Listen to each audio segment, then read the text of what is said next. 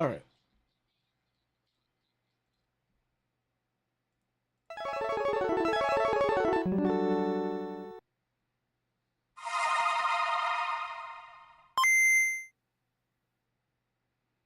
No more heroes, it's hero begin. You can't tell nobody but yourself. Nothing less to do. Travis, it's kill or be killed.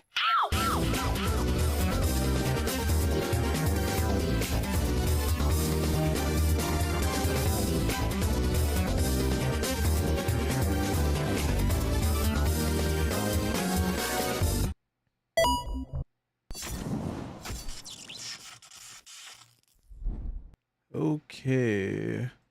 What's up, everybody? Hope you guys are all doing well. Hope you guys enjoyed last couple of days, mainly being yesterday, Tuesday. Today is December 10th. It is Wednesday, hump day. The Game Awards happen tomorrow. And we have a lot of gaming news to cover today, but before the Game Awards, a lot of different potential announcements, a lot of different news happening around buyouts, characters coming to Marvel Rivals, possible leaks, different types of speculation around the event in itself. So we're going to try and cover as many things before the Game Awards tomorrow, just because there's going to be, I'm pretty sure, tons of announcements that people are looking forward to. Hopefully some more things, hopefully some more game franchises.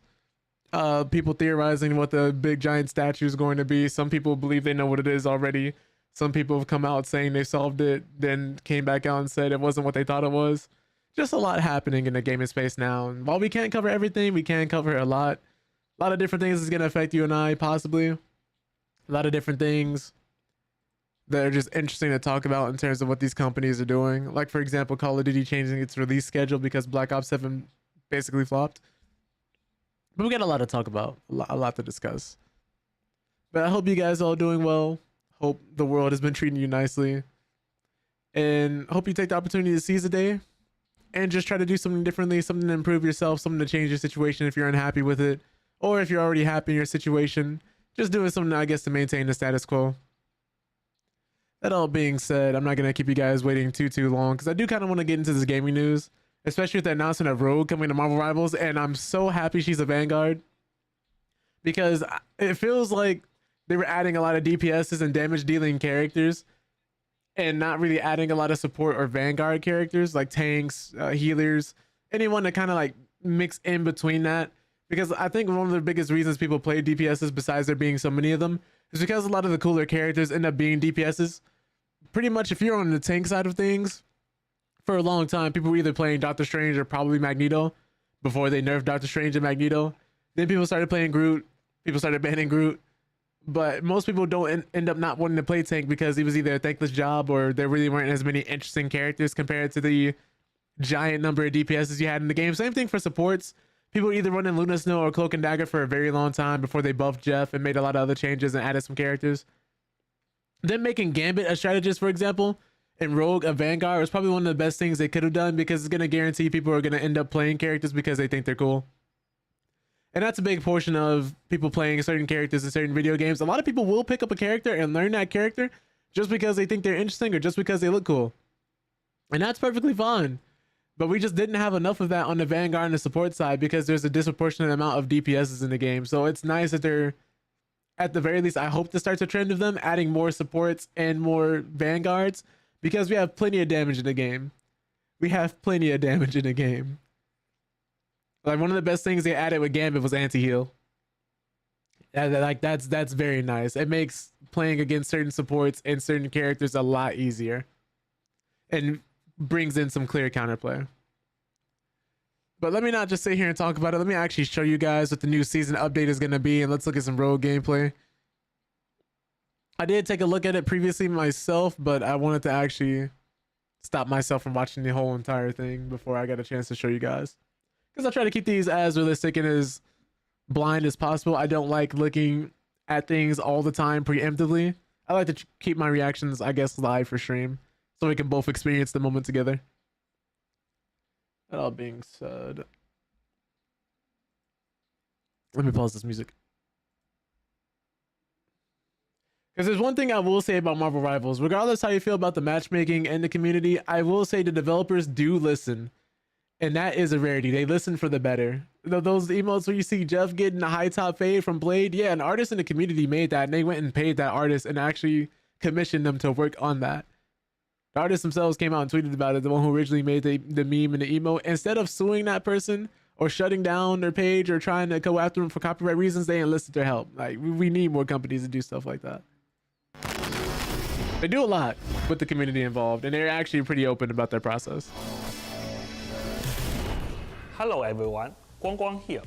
It's fantastic to see you all again. Okay, new team ups. Welcome to Season 5.5 of Marvel Rivals. Season 5 saw Gambit pull off a daring heist within the collector's museum, stealing the contract the Grandmaster was after. But the collector was one step ahead, having hidden a real contract elsewhere. When Rogue awoke in the middle of the night to find Gambit missing, both Remy's mission and their sweet honeymoon began to unravel. Disappointed and hurt, Rogue's anger boiled over, making it even harder to control the new powers she gained after accidentally touching the Colombian die. Now, in Season 5.5, Rogue makes her debut in Marvel. So happy she's a tank, man. Enters the fray as a vanguard, combining her immense strength with Colombian energy. Rogue charges into enemy lines with powerful melee abilities. That camera angle is wild. Opportunities for her team. Of course, we haven't forgotten her signature ability, Power Absorption. During battle, Rogue can take down an enemy hero and absorb abilities from them, gaining a basic buff based on their. What's a wolf? She may even steal a signature ability, like Doctor Strange's Shield of. This is crazy. Like her being able to steal the abilities of different characters. And that's not all. When Rogue activates The fact that she can steal Loki's crystals, that's fire. Strange's ultimate ability energy from nearby enemies, giving her team the edge and gaining further buffs based Oh, congratulations about the job offer, Wolf. Love that for you.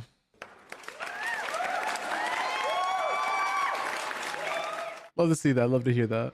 on their roles, making her a true powerhouse on the battlefield. This update brings another round of team-up ability changes. We are removing the mental projection team-up ability. Oh, okay. Emma Frost and Psylocke. Emma Frost will now Oh. leading assault, gaining the new ability Ice Out Diamond. We're probably going to be seeing these three characters a lot more. Can unleash a cone of frost to slow enemies and use her diamond form to create a wall of diamond ice, blocking enemy movement. Psylocke joins Sword of Duality, gaining control Oh, God. of light and dark energy. With light energy, she throws a returning shuriken that damages enemies and heals allies. When it returns, That might save some lives. based on the number of targets hit. With dark energy, she scatters a ring of dust, damaging enemies in range and entering a phase state, becoming invisible. Rogue Wonder joins how long that lasts. entanglement. Oh my God. They named this team up Explosive Entanglement. The spoilers for X-Men 97, if you guys haven't seen it, there's a love triangle going on between these three. They're so messy. That's crazy. And even in the comics too. That's Explosive Entanglement is a wild name for this team up. That's wild. This is what I mean when I say they listen to the community. They are in tune with the fans and the media. If there's nothing else, you can't say they do not know the product they're selling. Gambit channels kinetic energy into Rogue, and when she activates the Jada, Will Smith, and August Alsina. mass damages enemies around her and heals nearby allies. The full balance patch notes will be released in a few hours. Stay tuned.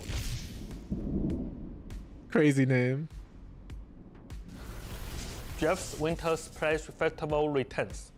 This time in the new map, Jeffland.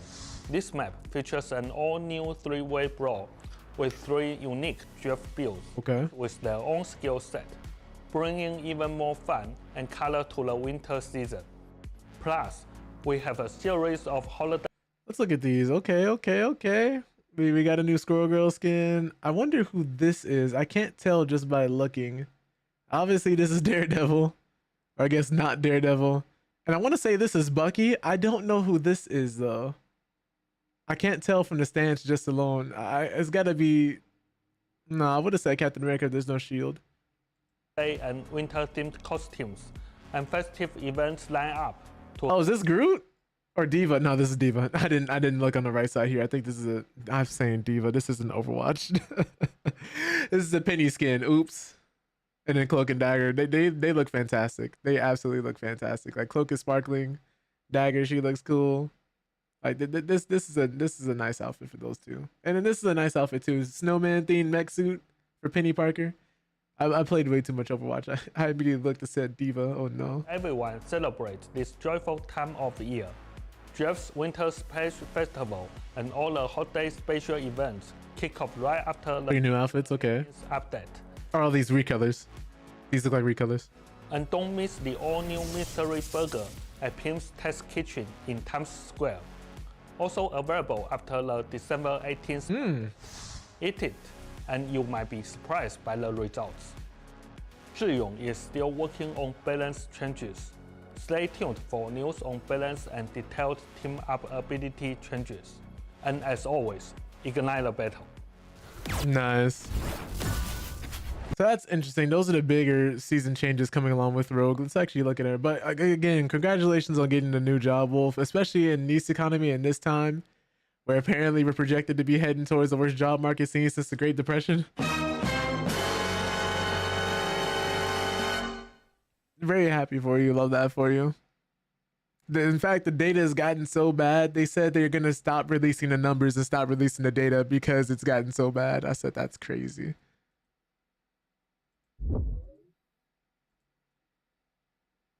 This is why I'm going to constantly remind everybody who voted for him, like, you wanted this. You wanted this.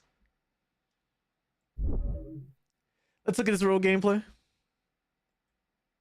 See if we can get a deeper dive on the character, what all she's going to be capable of.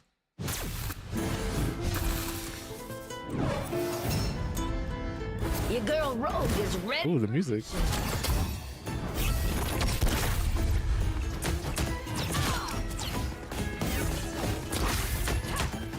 Take a seat, darling. We got air combos. Caught you good. Oh my goodness, we got AoE damage too? Blind break. Sayonara. Imagine. Gather in. I'm sorry, yeah, she's got different air combos, it looks like. Groot walls on Rogue would be crazy. Because imagine, you steal Groot's abilities, you put a wall behind him and you just start beating him on the other side, and the rest of this team has to burst the wall down. So this becomes a counter pick for certain tanks, because if they got a Doctor Strange, they got a Penny, they got anybody else. I wonder how the Penny mines would work actually. Or if she can steal Penny's powers, because technically it's a mech and not her specifically. That's going to be interesting. But just the fact that you can steal different characters' powers like this is already going to be a problem. This character is going to get banned. If you're someone who's queuing up or trying to main this character, she is going to be banned. I don't even know if you're going to get a chance to play her for real, because if somebody does an insta-lock Rogue, if you're playing quick match, if you try and take her in the ranked, yeah, people are absolutely going to be banning the shit out of this character. Because she looks really good, and you can clearly see where her abilities can be applied and how she can counter other popular playstyles. And people aren't going to want to deal with that. It's going to be a big issue of whether or not you're going to want to ban characters like maybe a Daredevil or Iron Fist or Groot or a Hela. Like, there's going to be certain matchups you're going to have to pick and choose who you want to deal with, which is going to make banning phase mean that much more. But it's also going to make bad bans hurt so much. As this game goes on, as it gets longer in its lifespan, at some point you're going to have to get good at these bad matchups, because there's going to be too many characters in the game that are annoying to deal with that you just can't ban out the game. You're going to have to learn, and this is going to force people to improve over time.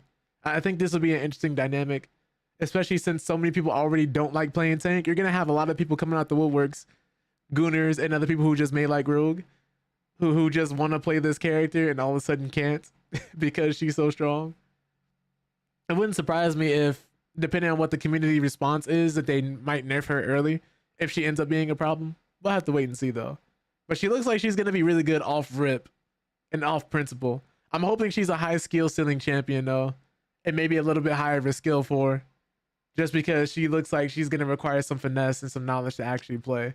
Especially if it's like something how you play with Loki, where he can see other people's abilities. If you don't know what that person's abilities do, you're going to be setting yourself up for failure.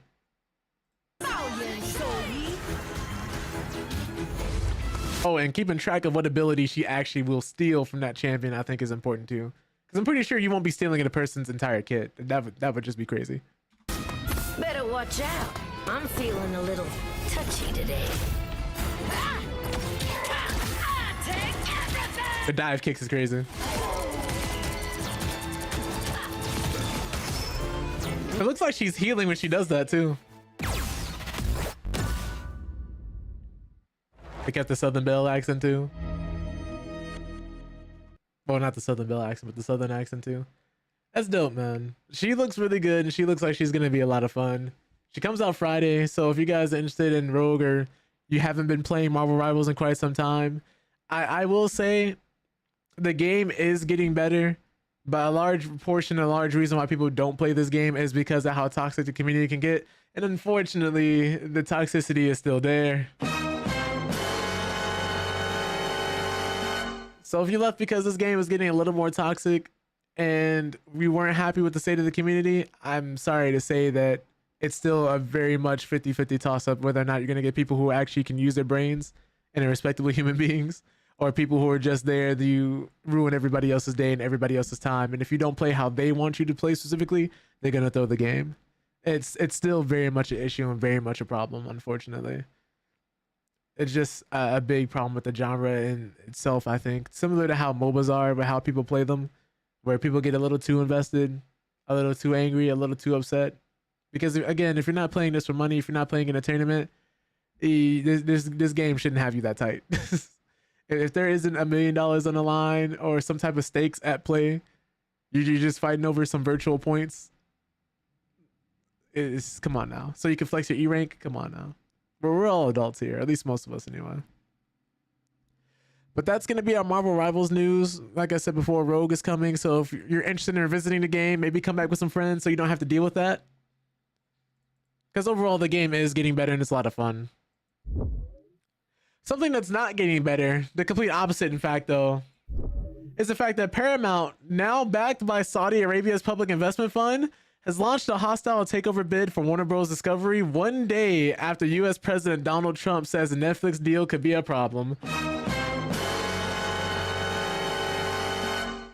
At times, it truly feels like we are in the darkest timeline. But the Paramount bid is also supported by Trump's son-in-law, Jared Kushner, so that's probably not great for Netflix's ambitions. So the Reddit article went on to say that they said last week, after Netflix won the bidding war for Warner Bros. Discovery and its game studios, that the fight might not actually be over, because for those who don't know, this deal hasn't actually gone through. They don't plan on pursuing it and getting it through until sometime next year, but there's still a bunch of checks and balances that they have to go through, a bunch of people who could block it. They basically have to go over in court and make sure that this wouldn't result in them having a monopoly or too much power. Because when you have two giant corporations who come in and one buys the other, less competition, less choices for the consumer, which leads to increased prices and less variety in the actual products you buy and the stuff you go to see. It's all around just a bad, what's the word for it? A loss of choice, and can be bad business overall, because when you don't have competition, you're not at your best. When you don't have to compete for people's money and their time, you're not at your best, because you can kind of just do whatever you want. Case in point, Netflix, back when they were cheap, before everybody else was having streamer services and everything, when they had to get people to stop renting movies and going out to Blockbuster and things of that nature, it was like $8 or $9 a month for great shows. It was wonderful. Everybody was popping in. Everybody was getting memberships. You could share your account with people. There was a lot more features on there. The quality of the shows were great. And then slowly but surely, what happened? Over time, cable companies and other executives saw how much money Netflix was making. Then you got Disney Plus. Now you got Hulu. Now you got YouTube TV. Disney Plus. You have all these different streaming services to the point where we basically come back full circle and hit cable again. And now it's just basically you trying to choose which company is going to you over the least. And that's never a good option because still you're getting there's still people just coming in, taking money out of your wallet for a worse product. Because where else are you going to go? And that's hopefully what people are trying to stop from happening here.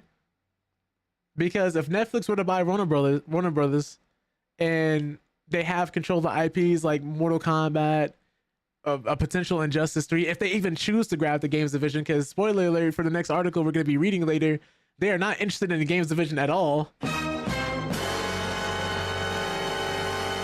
So the Nemesis system you and I have been waiting to see implementing in a different Warner Brothers game, like a Wonder Woman game, for instance, is still not going to be a thing. And we don't even know what IPs are going to keep, what IPs are going to do stuff with, or what they might be selling off. You might get a brand new movie coming out, and it might come out in theaters for like a few days to maybe a week, and then they take it away and then tell you to watch it on Netflix. And if you can't watch it on Netflix because you don't have a subscription, fuck you, pay me. It's really it could end up like that. I'm not going to say it's going to end up like that, but it could end up like that. It's highly likely. Going forward though, let me see here where we actually left off at. This deal is valued at $108 billion. So the deal between Netflix and Warner Brothers began to look shaky on Sunday when, as reported by AP, US President Donald Trump said it could be a problem because of the combined market share Netflix would be left with. Trump said the deal has to go through a process and we'll see what happens, presumably referring to required regulatory approvals, but added, I'll be involved in that decision, which is not how things are supposed to work, but here we are. Less than 24 hours later, Paramount Skydance, headed by CEO David Ellison, son of ultra rich guy and high-profile Trump supporter Larry Ellison, made its move.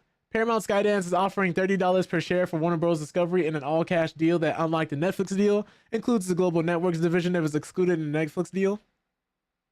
It's the same offer that was previously rejected by Warner Bros. Board of Directors, so now Paramount is taking our offer directly to shareholders to give them the opportunity to act in their own best interest and maximize the value of their shares.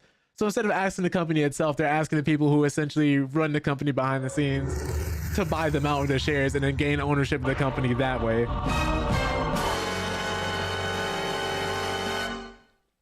Underhanded as hell, essentially. But still legal somehow. Anyways, we believe our offer will create a stronger Hollywood. And just in case the URL is too subtle, it's in the best interest of the creative community, consumers, and the movie theater industry. Absolutely not.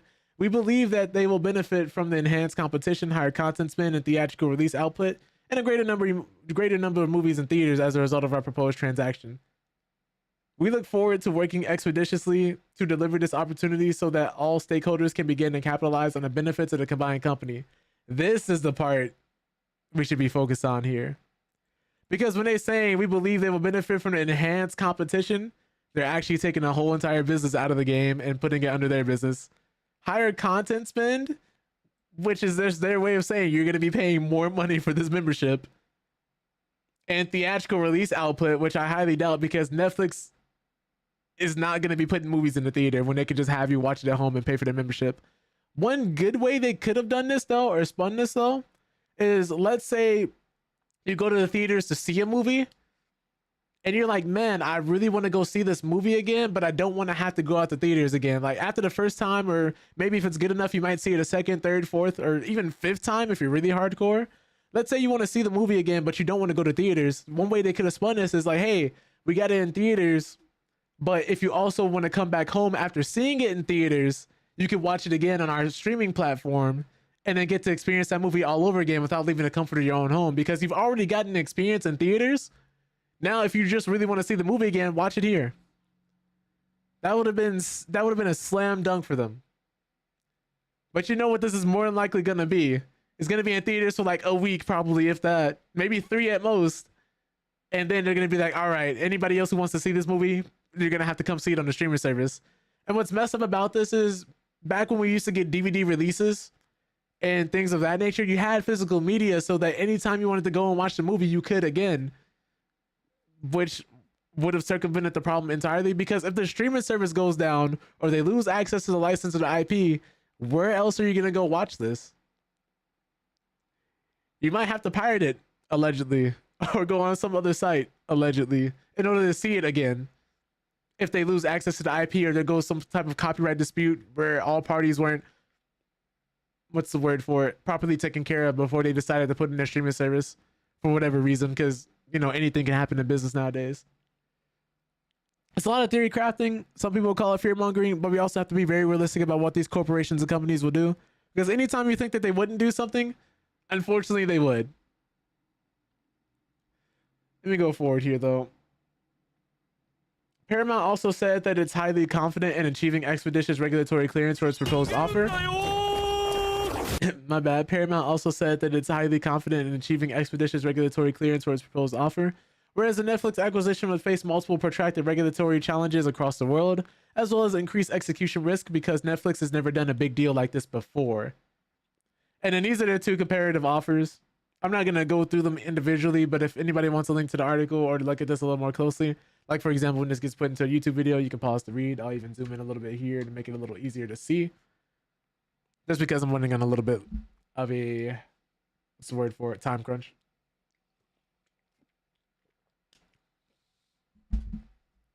And then this part here at the bottom as well. Okay. I'm not a betting man, generally speaking, but if I was, I'd be putting my money on Paramount coming out on top on this one. Not that I have any idea which offer is better. At some point, the whole more billions thing becomes meaningless as any more than a gosh ego stroke.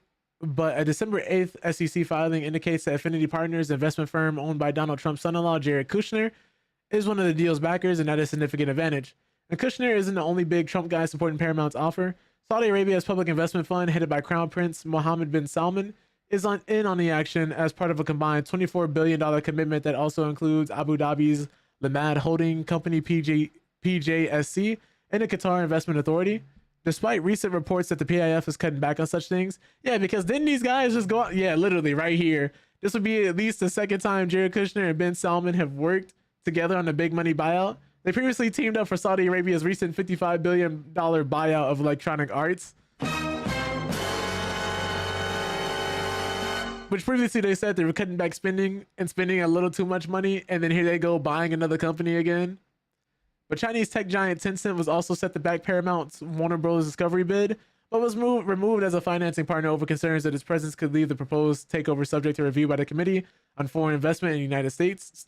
So they basically took him out so people who were fearing about how China would interact with this, they wouldn't have to deal with it. But Netflix, for its part, seems to be taking the development well. In an investors Q&A session that took place after the Paramount announcement, Netflix co-CEO Ted Sarandos said amidst the laughter that today's move was entirely expected. We have a deal done and we are incredibly happy with the deal.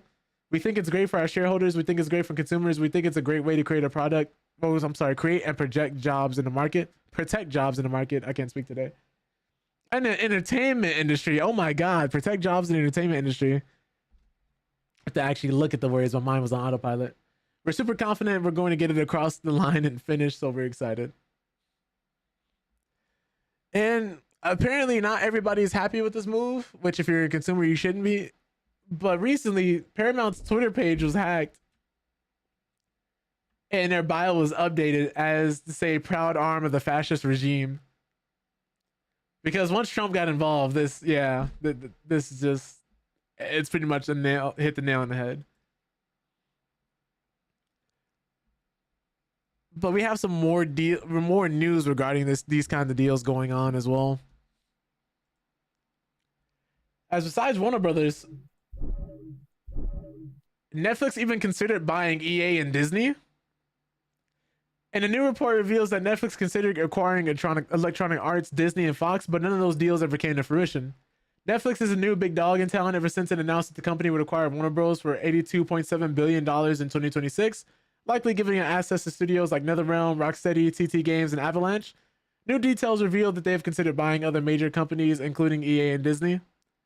That would be a mistake if they ended up buying the game studios too, because Netflix has never released a good game. And anytime they've made any type of effort or leap into the gaming industry, every attempt has failed.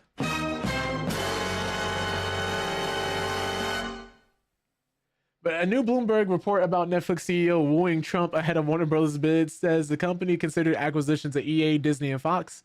It first talks about how Netflix is an unlikely bidder as co-founder and chairman Reed Hastings avoids major deals to build things from scratch. The company's management debated pursuing just about every major asset put up for sale, including Electronic Arts Incorporated and Fox. They also considered acquiring Disney at one point. However, the executives could never coalesce behind a deal. Additionally, the execs didn't want to hurt their stock price by overpaying for an asset that traded at a much lower multiple. And ahead of the acquisition of Warner Bros., Netflix's co-CEO Greg Peters also stated, one should have a reasonable amount of skepticism around big media mergers. They don't have an amazing track record, which led people to think that Netflix was not interested in a deal. In other news, they also have a list of every business that's going to be affected by the Warner Bros. And Netflix merger if it does happen, which we're also going to be touching on next. And pretty much, I do agree here. Every time there's been a big giant merger, you're going to have a few things that happen. The company that buys the old company is going to come in, clean out all the current CEOs and everybody who works in upper management so they can put their own people there who agree with their ideas, their business practices, and their company's culture. And then you're going to have a bunch of employees who are unfortunately displaced as a result of that because they want to make sure they put their people in there. So either that company is going to get gutted with talent and they're going to be replaced by people who will work at a much lower rate, or that's about right, actually, I would say. But you're also going to have a lot of IPs that might get thrown to the wayside or sold off as well if they end up doing anything with the IPs that they end up owning as a result. Because there's no guarantee that they'll be doing anything with the games division or the Nemesis system or anything else of that nature, which is just truly a shame, because had they not patented the Nemesis system, we could have had a lot of great games use that system. And let's say if they wanted to just end up, I'm sorry, this is not the right article. We're getting to this one though, so I'll leave it open. Like, there's no guarantee they're going to do anything with the IPs and the properties that we would like them to as fans. So here's every studio affected by Warner Bros. And the Netflix merger and what this deal means. Let's see here. Not only will Netflix acquire the rights to numerous Warner Bros. IPs such as Harry Potter, Game of Thrones, and DC Comics, but it'll also acquire all of Warner Bros. Game studios. Warner Bros. Has been no slacker in the gaming industry either. Some major studios will be shifting to Netflix's ownership, though whether or not the acquisition will affect the development remains to be seen. This acquisition is certain to send shockwaves across every corner of the entertainment world, and the gaming sector is no exception. Warner Bros. Games oversees 8 major studios, all of which are now set to feel the effects of Netflix's takeover in one way or another. Let's see here. These teams span a wide range of scale and specialties. Specialties? I don't know why I read it like that. From blockbuster franchises like Mortal Kombat to the critically acclaimed Batman Arkham series, each studio has played a role in shaping some of gaming's biggest hits. With such a diverse lineup moving to a new parent company, the industry will be watching closely to see how Netflix steers their future. So Avalanche Software, which they've been around since 1995, and they've produced a variety of games over the years. Their most recent release was the incredibly popular Hogwarts Legacy. Though they'd had some success developing some Disney titles throughout the 2010s, such as Disney Infinity and Toy Story 3. Oh, I didn't know they were the ones who made Disney Infinity. That was decent. In regard to their upcoming projects, all eyes on the sequel. There has been long speculation that Hogwarts Legacy 2 is in development, with the studio admitting that it's a priority going forward. NetherRealm Studios, which of course, makes Mortal Kombat and Injustice, and the team is widely regarded as royalty in the fighting game genre, and their other flagship series, Injustice, delivers the same high impact combat through a DC Comics lens. While Mortal Kombat 3 movie is officially in development, the future of the games themselves remain uncertain due to Warner Bros. Games acquisition. Speculation has been swirling for years about NetherRealm's next project, with fans divided between 2 possibilities: a follow-up to Mortal Kombat 1 or a long way to Injustice 3. Whatever their future holds, fans will be hoping the Netflix merger doesn't impact development. Another thing too I'm worried about is if Paramount gets their hands on this, I'm interested to see what kind of down the line if censorship ends up being a part of it, because if Saudi Arabia is one of the biggest backers and also owns Paramount and they come in and buy things, who's to say that they wouldn't be like, oh, hey, we want you to put this in this game, or we want you to make a movie about this, or we need you to take this out of the movie because we don't agree with it. And we're the ones who sign your checks and pay your bills, so you have to listen to us. I'm just wondering if it's going to end up being like that. For Rocksteady Studios, the Batman Arkham series reshaped the landscape of modern superhero games, and Rocksteady Studios is the team that made it happen. Prior to Arkham Asylum, the studio's only release was Urban Chaos Riot Response on the PS2 and Xbox, which was a classic. It was good. I don't know how well it sold, but it was a fun game. But the work with Batman propelled them in industry stardom. Their most recent project, Suicide Squad Kill the Justice League, which they didn't even want to make, mind you, they were forced to, landed with a mixed reception, yet Rocksteady remains a major force with the potential for a significant comeback. As for what comes next, nothing has been confirmed. Rumors continue to circulate about a return to Gotham with a new Batman title supposedly in development, but until an official announcement arrives, the studio's next move remains firmly under wraps. And that's another thing too. They didn't want to make a live service game. They were forced to, unfortunately. But TT Games, or Traveler's Tales, encompasses 4 major subsidiaries, though they all work together under the same umbrella. These are Traveler's Tales, primary division of TT Games, TT Fusion, which is a division focused on porting games to handheld platforms, TT Games Publishing, division focused on handling publishing duties, and TT Odyssey, which is a mobile game developer. Oh man, let me drink some water. Ooh. If you're somehow not aware, these guys are responsible for the hugely successful and childhood-defining LEGO games. Its upcoming title, LEGO Batman Legacy of the Dark Knight, is slated for a 2026 release and will probably be the first Warner Bros. Game published following the Netflix acquisition announcement. Then we have Warner Bros. Games Montreal, which it's no secret that Warner Bros. Games Montreal has had a mixed run in recent years. The studio supported Rocksteady on Suicide Squad Kill the Justice League, and before that developed Gotham Knights, which unfortunately released to a mixed reception. The game had a lot of good ideas, I think, but it just wasn't what it needed to be, sadly. But it's another Arkham adjacent project that met with a fairly lukewarm reception. Despite this, it appears the team isn't finished with the DC universe just yet. Reports suggest they're now working on a new AAA live service title set within the DC Comics world. Exactly what form exactly what form that will take is still unclear, but fans will be hoping it avoids the pitfalls of previous superhero live service attempts, particularly the comparisons to Marvel's Avengers. A new AAA live service title set within the DC Comics world.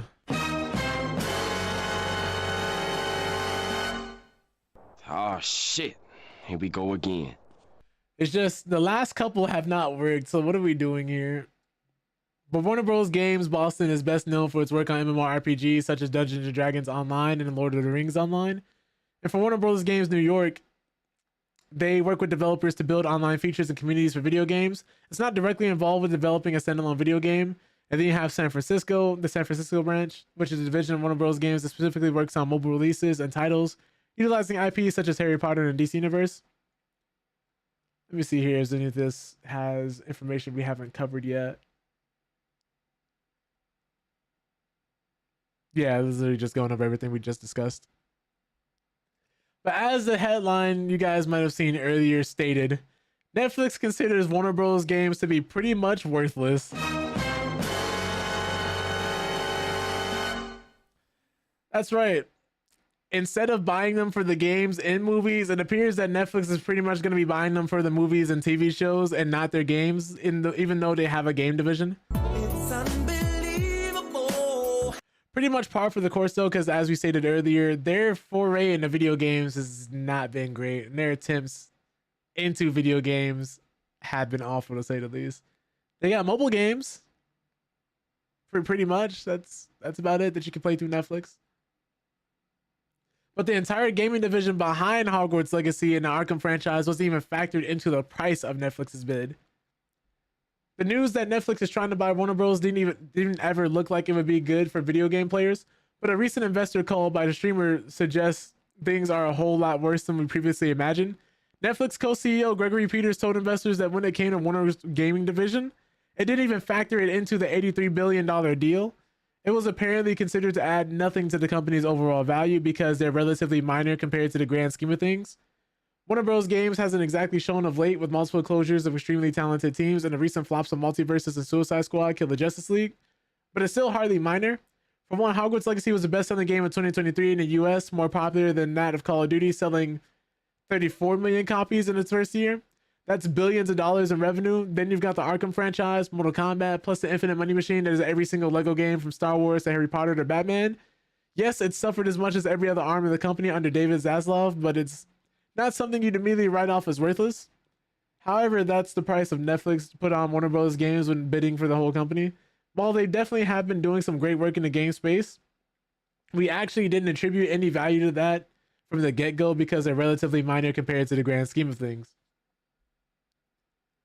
So it's important to put this perspective into context. Netflix has spent years trying to work out how to make money through video games and only failed and failed again, stripping back expensive forays into the worlds of PC and console gaming, and now sticking exclusively to mobile games with a casual emphasis. That makes sense. Netflix is a TV and movie streaming service, and it was with hubris that it launched its video gaming ambitions into a market that Google had just so spectacularly crashed out of. Big companies look at the sorts of numbers publishers make from a Call of Duty or a Genshin Impact and think, we'd like some of that, please. And assume it just happens. It doesn't. Millions gets wasted and people lose jobs. Yeah, a lot of people see the dollar signs and don't understand any of the passion or the actual culture that comes along with that and what making a good game looks like.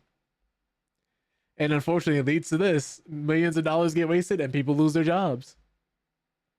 But it's in the aftermath of this that Netflix is attempting its purchase of Warner Bros.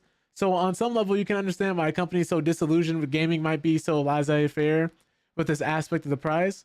However, it also speaks of some quite spectacular short-sightedness given the lucrative nature of so many of WBG's licenses. This all suggests bad times are ahead for those surviving developers under Warner's roof. Peter's further comments initially suggest that there might be some internal insight.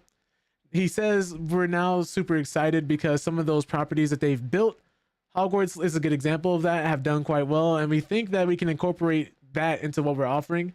However, what we're offering is the key phrase given how clear Netflix has recently made its focus mobile only. And they've got great studios and great folks working there. So we think that there's definitely an opportunity there, but just to be clear, we haven't built that into our deal model. It certainly makes sense to see the IPs Netflix is getting in a deal as opportunities when it comes to its casual gaming development.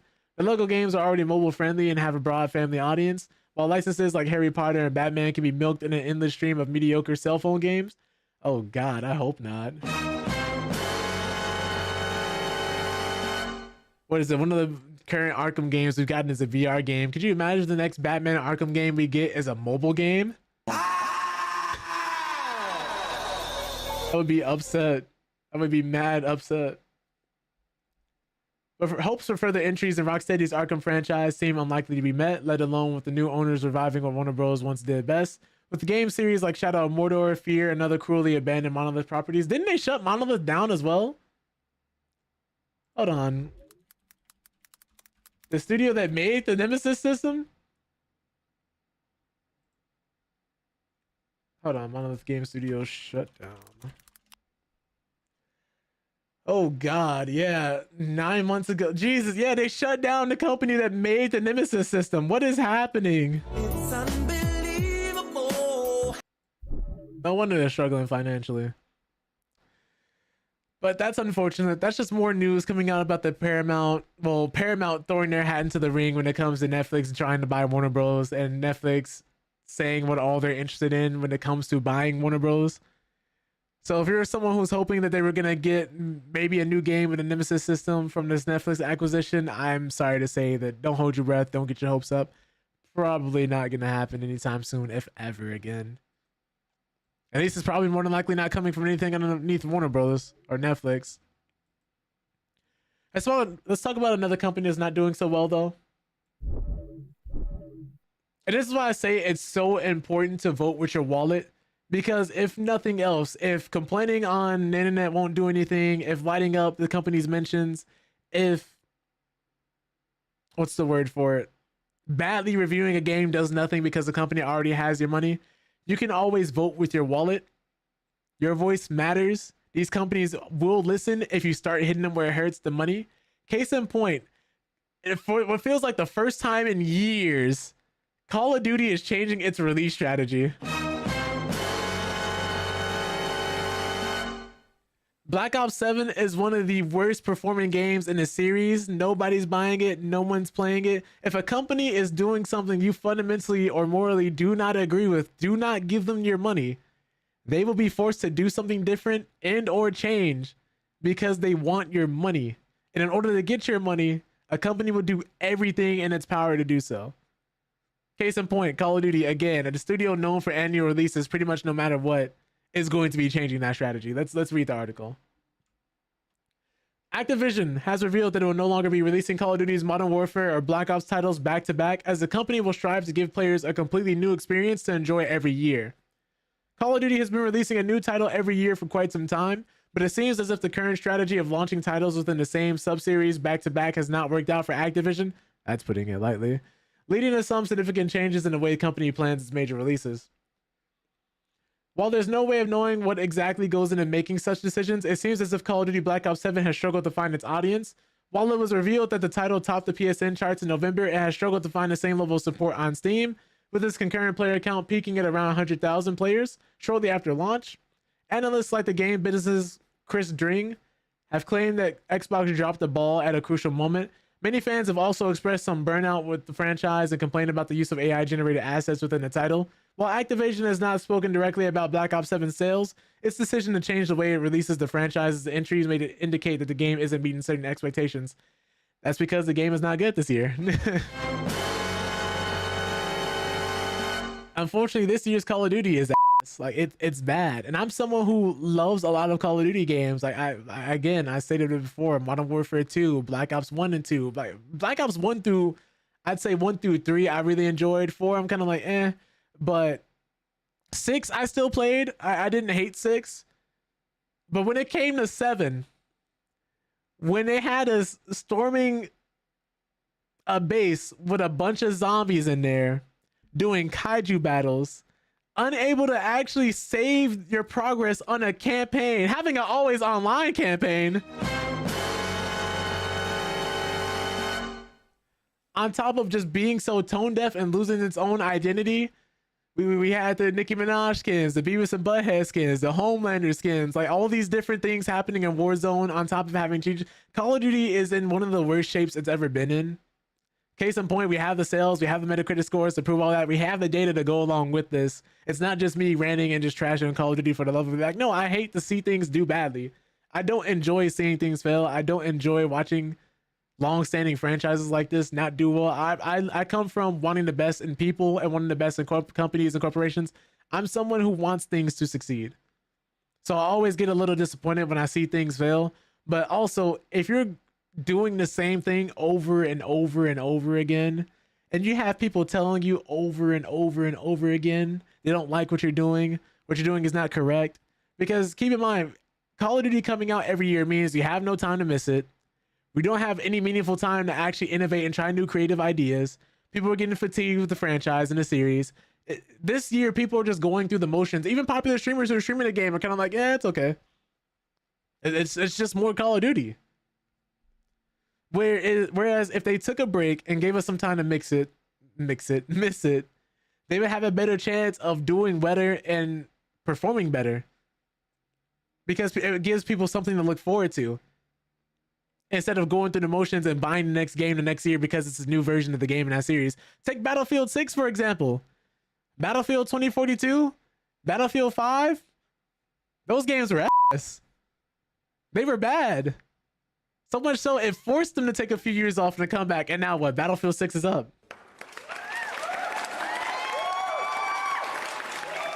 I'm hoping they would do the same thing after Black Ops 7 is flopping the way that it did, because still, like, 100,000 players isn't the worst thing in the world, but 100,000 players for a Call of Duty game, we have to put it in perspective, you have to add context. Those aren't good numbers for a Call of Duty game, especially for a game that's not even 4 months old yet. We have to keep that in perspective, we have to keep that in mind. A shooter that's a household name, that is essentially the Mortal Kombat equivalent for shooters.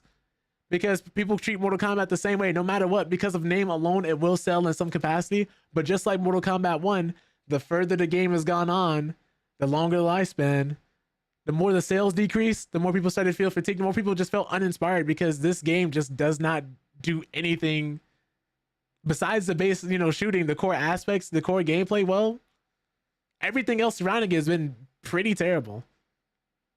Not to mention the AI generated assets, which, was already going to rub people the wrong way. Understandably so. So what are they doing differently then? Apparently, in a recent blog post, Activision released a statement letting the Call of Duty community know that the developers have been listening to player feedback, which will result in some major changes moving forward. The biggest change is that Activision stated it will no longer do back-to-back releases of Modern Warfare or Black Ops games. While the statement claimed that there are many reasons behind the change, Activision stressed the importance of wanting to provide players with an absolutely unique experience. I'm calling cap. Because they say absolutely unique experience every year.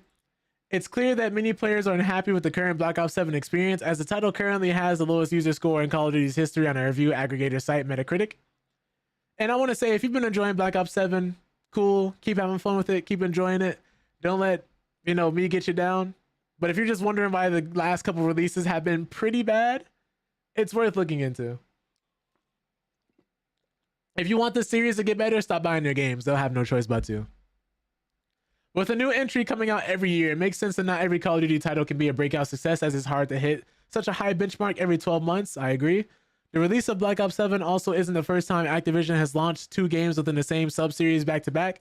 As Call of Duty players may remember, the second and third Modern Warfare titles were released in 2022 and 2023. Prior to that, Activision regularly switched with which Call of Duty experience players will be able to play each year. Yeah, and Modern Warfare 3 was supposed to be a DLC that ended up becoming a full-fledged game and ended up flopping as a result, because they ended up having to stretch things out into a full-fledged game when it was just supposed to be a DLC. But for instance, Call of Duty World War II was released in 2017, followed by Call of Duty Black Ops 4 in 2018, and Call of Duty Modern Warfare in 2019. Each of these titles delivered a distinctly different experience, which may have helped the community avoid some of the fatigue that can come with yearly releases. It also means that players who didn't care about a particular series could also skip a year while knowing that the following year will likely offer something different. Returning to this model could prove to be beneficial for both Activision and its players. I hope not. I hope they just give us a solid 3 years without a Call of Duty game. At least 2. Please, at least 2. Because more people are still playing Black Ops 6 than they are playing Black Ops 7. It's the better game. But it's also important to note that keeping an eye toward the future does not mean that Call of Duty Black Ops 7's fate is sealed, as the developers have expressed that they will be providing an unprecedented level of support for the live service title. For players who haven't had a chance to try Call of Duty Black Ops 7 for themselves, Activision has revealed that the next week, which that being the week of December 19th, gamers will be able to experience the multiplayer and zombie modes for free. Activision will also be launching a double XP weekend alongside the free trial, which should be beneficial for any players looking to stack up some quick XP in Call of Duty Black Ops 7. Despite some bumps in the road here and there, many fans are feeling optimistic about the future of the Call of Duty franchise. And again, I just want to say, if you're someone who's been enjoying Black Ops 7, cool, keep having fun with it. It's just, if people are wondering why they would even do this in the first place, because the series is just overall not in the best spot currently.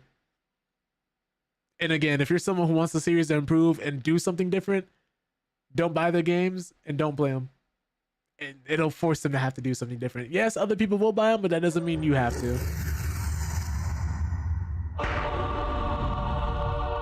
And there's plenty of other shooters out right now that are still just as good. We got games like Arc Raiders, Battlefield 6. If you're into something a little older, maybe like Valorant, Counter-Strike 2 if you're on PC. Well, I wouldn't say Counter-Strike 2 because Counter-Strike 2 has a lot of hackers. But you also have games like Fragpunk. Not as big as these other games, but still respectable in its own right and highly optimized. Just not a lot of people still play it. But it's a good game overall. Going forward though, speaking of good games, there apparently is a mod that lets you play Hades 1 inside of Hades 2. So you can Hades while you Hades. If you're familiar with this concept or not at all, just think about it as like the Tele2 Wastelands from Fallout 3 in New Vegas, which lets you play and switch between Fallout 3 and New Vegas inside of the same game. It requires you to have both games installed, but you can play both games inside of each other, which is what you're going to be able to do in Hades 2 here. And there's already so much to do in Hades 2 that after 100 hours, this person hasn't seen it all. And if you, however, have run out of things to do, then there's some good news. You can replay all of the original Hades, but as Melinoi, I hope I said her name right, and with the combat and boons of Hades 2 thanks to a mod. The Zagreus Journey mod adds a third option in your choice of how to leave the Crossroads, which is a chaos gate labeled Descend into Nightmare. Jump inside and you'll be back in Tartarus with all the old shades and traps to contend with, before working your way up through Asphodel, Elysium, and the Temple of Styx. Even the original game soundtrack is carried over. Oh, this sounds pretty cool. What isn't carried over though is Zagreus himself, and so you'll be playing as Melinoi, and whichever familiar you bring apparently, with one of her keepsakes equipped and encountering the Pantheon and earning the boons of Hades 2. The sequel's magic-heavy dash-like combat system seems to work commendably against the first game's enemies, though they have had their hit points and numbers buffed to keep them challenging when facing the kind of in-game builds you presumably be throwing at them. One place Zagreus does still appear though is in the conversations with bosses. These play out just as they did in the original, only with a ghostly Melinoi lurking behind Zagreus like a hot new meme format. Oh, and the Lernaean bone Hydra's necks appear to be invisible, which is the one thing that doesn't transfer over cleanly from the original. If you want to try the Zagreus journey out for yourself, you'll need to have both Hades games installed. You can download the mod from Thunderstore or GitHub, and you'll want to get rid of any other Hades mods you have before you install this one. So I want to cover that for anybody who's like big into Hades or anybody who's been curious to maybe revisit it since it's launched. But the Thunderstore mod store I've used a lot. It's a mod manager for those who don't want to get their fingers too dirty when it comes to modding. It installs the mods automatically for you, organizes things automatically for you. I used it a lot when I was playing Risk of Rain 2. So it's definitely something that you can use, but it requires you to have Overwolf. So if you're not interested in that, I fully get it. A lot of my friends pretty much hate Overwolf. I understand. Let's see what else I got for you guys, though. A few more articles, and then we'll get into the gaming. So Elden Ring Night Ring. Oops, let me close that other one. Elden Ring Night Reign's first major DLC has sold over 2 million copies in under a week as it manages to reignite that soul-crushing spark I felt the first time I played. Love to see that. They went on to say, I'm back to getting stomped on. You know, a From Software game is going to be good when your first reaction to it is anger, frustration, and utter despair. Oh, God.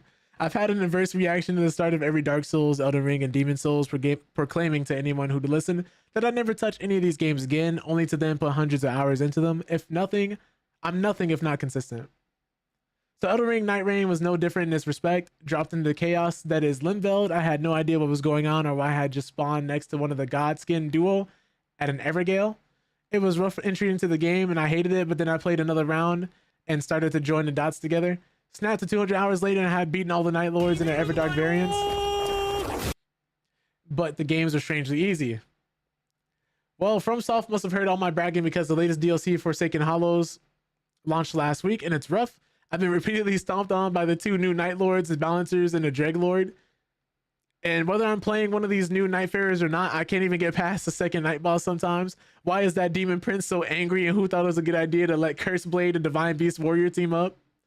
But the difficulty of the latest DLC hasn't stopped a shed load of dedicated Nightfarers from diving in and putting themselves through the ringer. 2 million Nightfarers in search of the Forsaken Hollows. For every Nightfarer who joined the hunt against Dreglord, we offer our immense gratitude. And I don't want to speak for everyone playing this DLC, as not everyone welcomed the update with open arms, but while I initially bounced off Forsaken Hollows as I do with every From Software game, J.Deep says I once took a risk. I took a risk on love. And it gave me the overflowing cup of abundance that is you, my sweet, long, brawn, strong and always on maxi waxy. And a pert unity I refuse to let pass me by. Run back the hands of time and I'd choose you 12 out of 10 times. Man, you make me wet over here. I need to put a towel down once I see your go live notifications.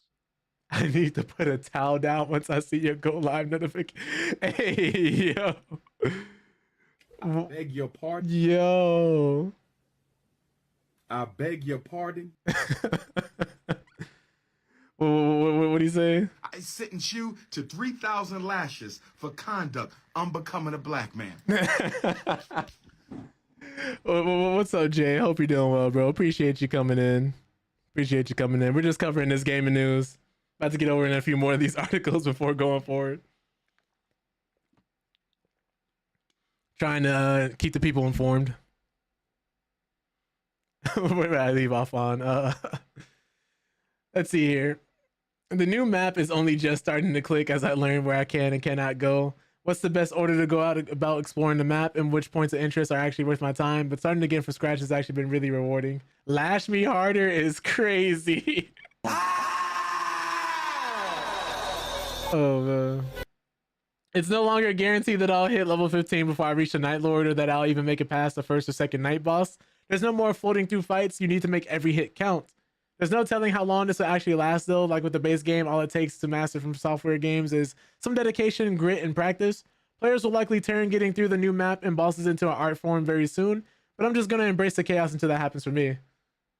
So there's our Elden Ring news. Apparently Night Reign has been doing really, really well. I know some people thought this game was going to kind of come and go, but they seem to be supporting this pretty well.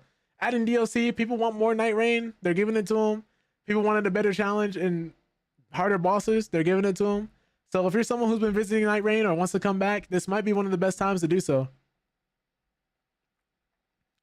What else I got for y'all though? Oh, here's another thing. Microsoft.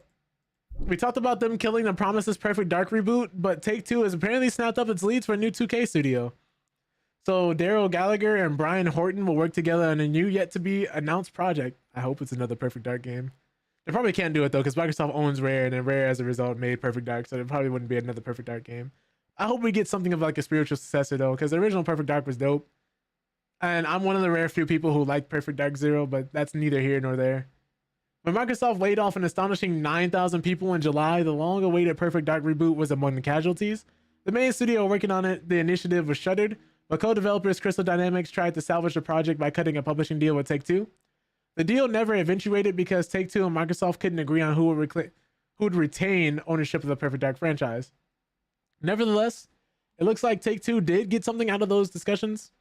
Former The Initiative boss Daryl Gallagher and Perfect Dark director Brian Horton will found a new 2K game studio. Bloomberg reporter Jason Schreier announced as much today before Gallagher confirmed it on LinkedIn. I'm excited to share that I will be joining 2K as SVP, I'm guessing Senior Vice President, studio head, where I'll be building a new studio and leading an ambitious opportunity unlike anything I've taken on before. I spent my entire career believing in what's possible when great people come together with a bold vision. I can't wait to get started with the exceptional team at 2K. Now, Gallagher founded the initiative in 2018, and the studio's sole known project was the aborted Perfect Dark reboot. Before joining the Xbox Game Studio brood, he worked with Activision, Square Enix, and Crystal Dynamics. Brian Horton also confirmed the new 2K Game Studio, albeit in fewer words, with the title of Vice President Head of Creative. Horton has worked with a huge range of studios, including Crystal Dynamics and Insomniac Games, Infinity Ward, and more. So, interesting resumes. And while the new 2K Games project will almost certainly not be a Perfect Dark game, it'll be interesting to see if it ends up resembling one.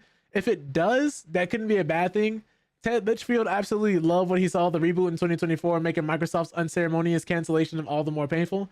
This is my biggest issue when it comes to corporations and different studios, especially after the Activision Blizzard acquisition that Microsoft went through, because those 9,000 layoffs, the closing of all those studios, are a direct result of having to spend so much more money and resources and manpower to acquire those studios and bring them under their umbrella, because it was a few years they were fighting to actually get that case done.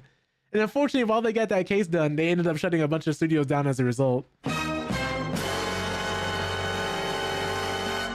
Because beforehand, I don't know if you guys remember, but beforehand, people used to be like, Xbox got no games. I should get a PlayStation because Sony has all these different exclusives. They treat their players better. And so Microsoft getting all these different studios underneath their umbrella into their ecosystem was supposed to be a big answer for them, adding in more IPs, more games, more choices for the consumer, which was supposed to be a good thing for us. And this is why I always say it's always a little dicey. It's always a little shady when you see one giant company absorb another, or one giant company go and pick up a lot of different companies, because something like this could happen. And all of a sudden your favorite IP or series never sees the light of day. And all of a sudden, a lot of people who could work on your favorite series are just gone or ended up leaving the games industry. Like Tango Gameworks, for example, the people who made Hi-Fi Rush, I say this all the time. Their game was a success. The Evil Within, they had two different franchises which showed their range and what they could make were drastically different. They were a creative studio who could do both. They could do something that was moody, dark, edgy, horrifying, or something that was a lot more lighthearted, comedic, funny, and enjoyable. And then they shut them down. ZeniMax was making a new MMO after making Elder Scrolls Online. There hasn't been like a new big giant MMO to come up and shake up the genre in like 10 years. ZeniMax showed the game they were working on. Phil Spencer loved it. A lot of executives loved it, and then they shut it down. It's unbelievable. Just made a short about that not too long ago in a video about that, and then put a link into it.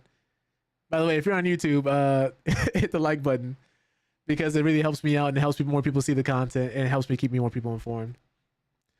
That being said, though, it's just unfortunate when you see stuff like this, because that's why I cover acquisitions and buyouts like this. That's why so many people are worried about the games division of Warner Brothers and the IPs and stuff, because when you have a company who owns it, you're really not left with a lot of choices when it comes to going and picking and choose between what you want to see and trying to experience your old IPs again. This is why so many people are going into pirating. Rant aside, though, let's see if we have anything else here before we go on to the next article. Yeah, in light of July's catastrophic layoffs, Xbox boss Phil Spencer somehow mustered the courage to assert that Microsoft's gaming business has never looked stronger. Oh my God. Is this nigga serious? Oy vey. Let's talk about the article J.Deep sent me actually not too long ago, which I thought was interesting for anybody who's been in gaming for a while. Which, by the way, if you guys do find any gaming news, please send it my way, because I'm someone who's always trying to cover like a lot of different things. Because a lot of people just don't know about the stuff that's happening. A lot of people don't know the people who's in charge of making these decisions, which is why when Rocksteady started getting lit up over Suicide Squad Kill the Justice League, it wasn't their fault, because they didn't even want to make the game, but a lot of people just didn't know that. The average consumer doesn't know a lot of these business practices and decisions that happen, because so many of them are either filled with corporate jargon or just are over our heads. And unless you're looking for this information, they're not going to put it out in front of you. They don't want you informed. They don't want you to know what's going on.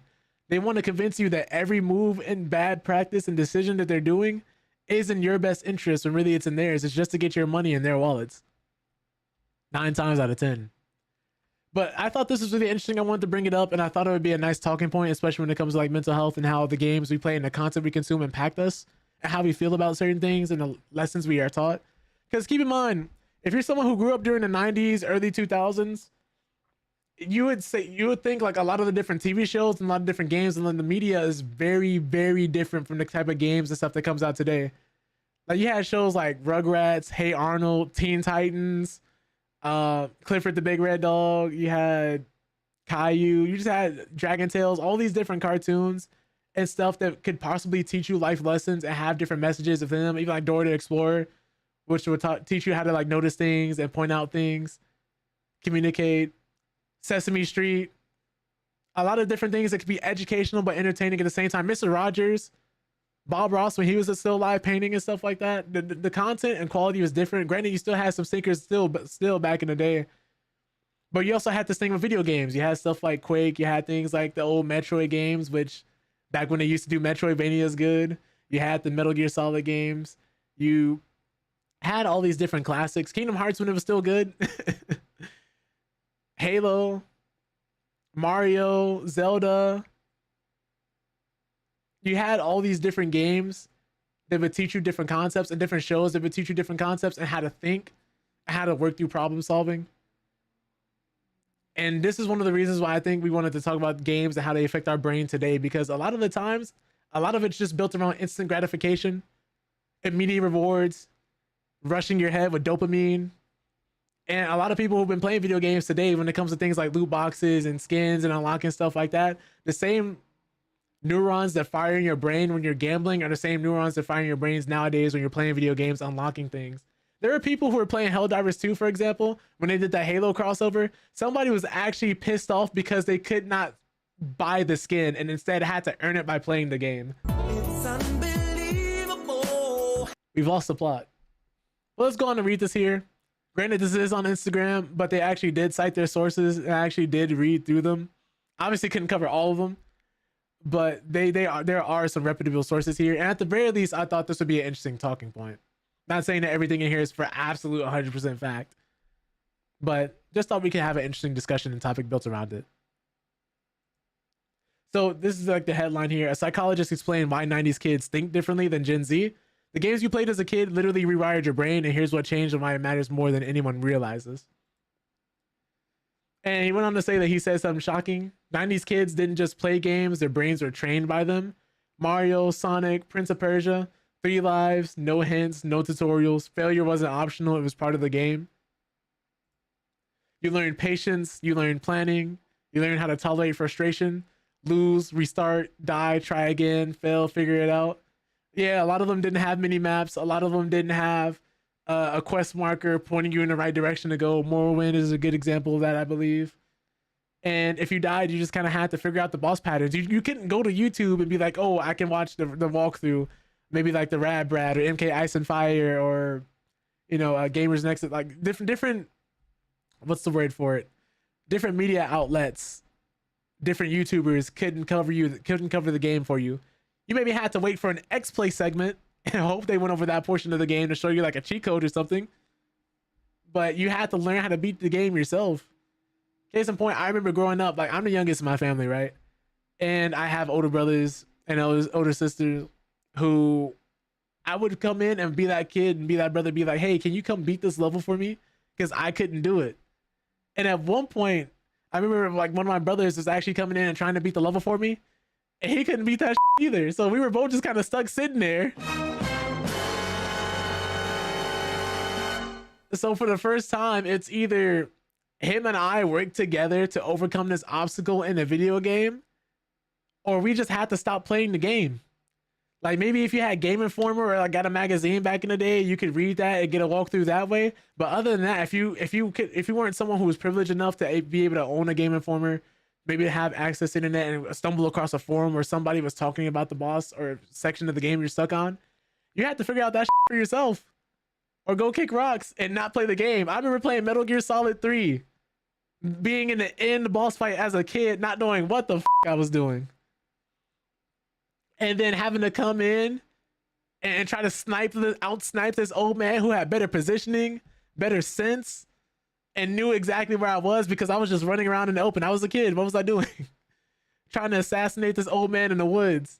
And you know what I did? I got so upset, I turned off the game. Because I'm just like, I can't do this right now. I'll come back to it another time. I'm just so frustrated. I gotta go. And then I turned it back on like a few days later, and that nigga died of old age. I'm not kidding. That's a portion in that fight that can actually happen. If you're fighting the end of Metal Gear Solid and you turn off your system and come back later, he can die of old age. And that's secrets that I didn't find out from a YouTube video. I didn't find it out because somebody, told me about it, even though word of mouth and like talking about games like that were cool. Because back then when shows were like coming on every week, if you missed a show, you missed it unless you had like a DVR or some way to actually record it. You just missed it. So when everybody would talk about seeing the show, you couldn't partake in the conversation. You just had to hold that. Same thing with video games. If you weren't someone who was able to buy the video game or go over to your friend's house to play it, you had to miss out on that. It made these things more valuable and more worthwhile when you did find out about them, or when you did experience them, or when you did discover them. Because now I think in this era of streaming, or these era of like instant gratification and video games coming out and being the way that they are, a lot of the stuff we take for granted. Like case in point, if you're talking about a show like It Welcome to Derry, for example, and let's say like 10 years ago, that show would have came out week by week like it is now, you would have had more people kind of trying to get into the front of their TVs to see it. But now, since everything is a streaming service, you're dealing with a show maybe like weeks or months later after it finishes where you still can't spoil it because the person's like, oh, I'm going to go watch it eventually. It's on the streaming service. I'm going to go see it. But let's go on to see more. Modern games, autosave every 10 seconds, step-by-step guidance, endless checkpoints, no failure mode. Kids today aren't forced to build the same kind of mental muscles, and the game removes the struggle before they ever even feel it. Which I agree with, partially at least. Not every game does this. But then he says something even crazier. 90s games strengthen the hippocampus, the part of the brain for memory and navigation. Tetris, Doom, Quake, Zelda, no maps, no glowing lines, no GPS arrows. You memorize rooms, puzzles, patterns, shortcuts. Your brain literally bulked up. And today's games do the thinking for you. Arrows show the path, voice assistants tell you what to do, quests explain every step. Kids follow instructions ahead instead of creating solutions. They don't navigate, they comply. 90s games ended. You lost, the game stopped. You won, the game stopped. Your brain learned closure. Today's games never end. Fortnite, Roblox, Genshin, Minecraft, infinite loops, infinite rewards, infinite dopamine. The result, kids don't know how to stop because the game never lets them. And I also think it's important to just not only blame the games because it's a two-way street, right? If you're someone who can get hooked into this because it is a horrible thing that they can do when it comes to the psychology of video games trying to hook you in with microtransactions, battle passes, season passes. You got to do your weeklies. You got to do dailies.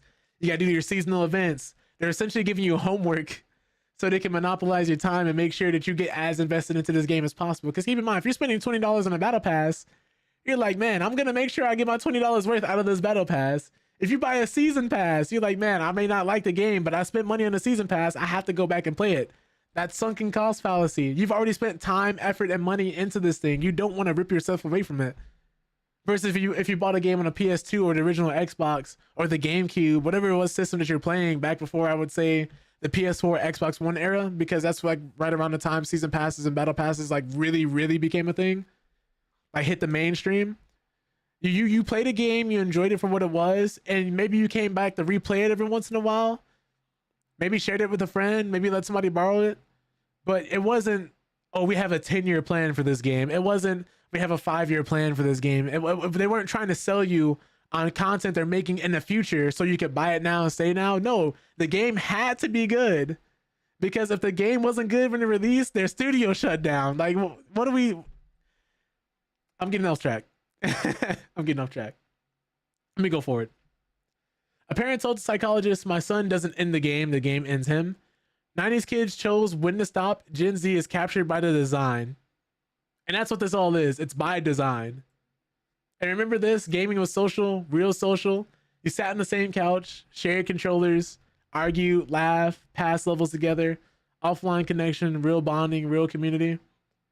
And that's another thing too. I do agree with online gaming and how it can link you to people you never would have met before. Because there's people I know now that I consider just as close as my friends that I've met offline and have known in person, because they're just the dope people they are. Like through Twitch, like and YouTube, like I've met a lot of you guys. I've met a lot of different people, and y'all are some of the greatest people I've met. And I never would have had access to y'all. I never would have known who you were if not for things like social media, the internet, and online gaming. So I do think there are some bonding and connections that can happen here. Case in point, a wedding I went to a few weeks back, the two people getting married, they invited their online friends. Some of them came out from out the country to come to the wedding, and they've only purely had conversations online and Discord and stuff like that. And that was dope. That was cool to see. But I do agree that with how easy it's gotten to connect with people all over the internet and all over the world, we've lost a little bit of that offline social connection. Like people forget, like touching grass is a meme, but it's also very real because the best jokes have a little bit of truth in them.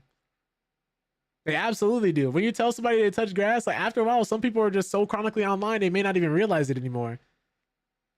Because you can get so easily absorbed in this kind of stuff and go down a dark rabbit hole and just realize you haven't been outside in the last few weeks, and maybe you start forgetting how to actually hold a conversation and talk with people. Like some of your favorite YouTubers and streamers and content creators cannot hold a conversation in person. They cannot socialize properly because they don't go outside. For some people, streaming and content creation is all that they have.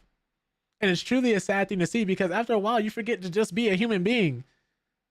Like, we as people are so much more than the things that bring us money. A lot of people forget, like, yeah, you may be a streamer or a content creator, but you can also be somebody's brother, somebody's son, somebody's father, someone's uncle. That you can impact people in a neighborhood on an offline basis in different ways. You can be somebody who participates in a food drive. You can inspire somebody around you and not even know it, because you're so absorbed in the internet and wanting to be the next big thing, or having to push this content, or having to edit something.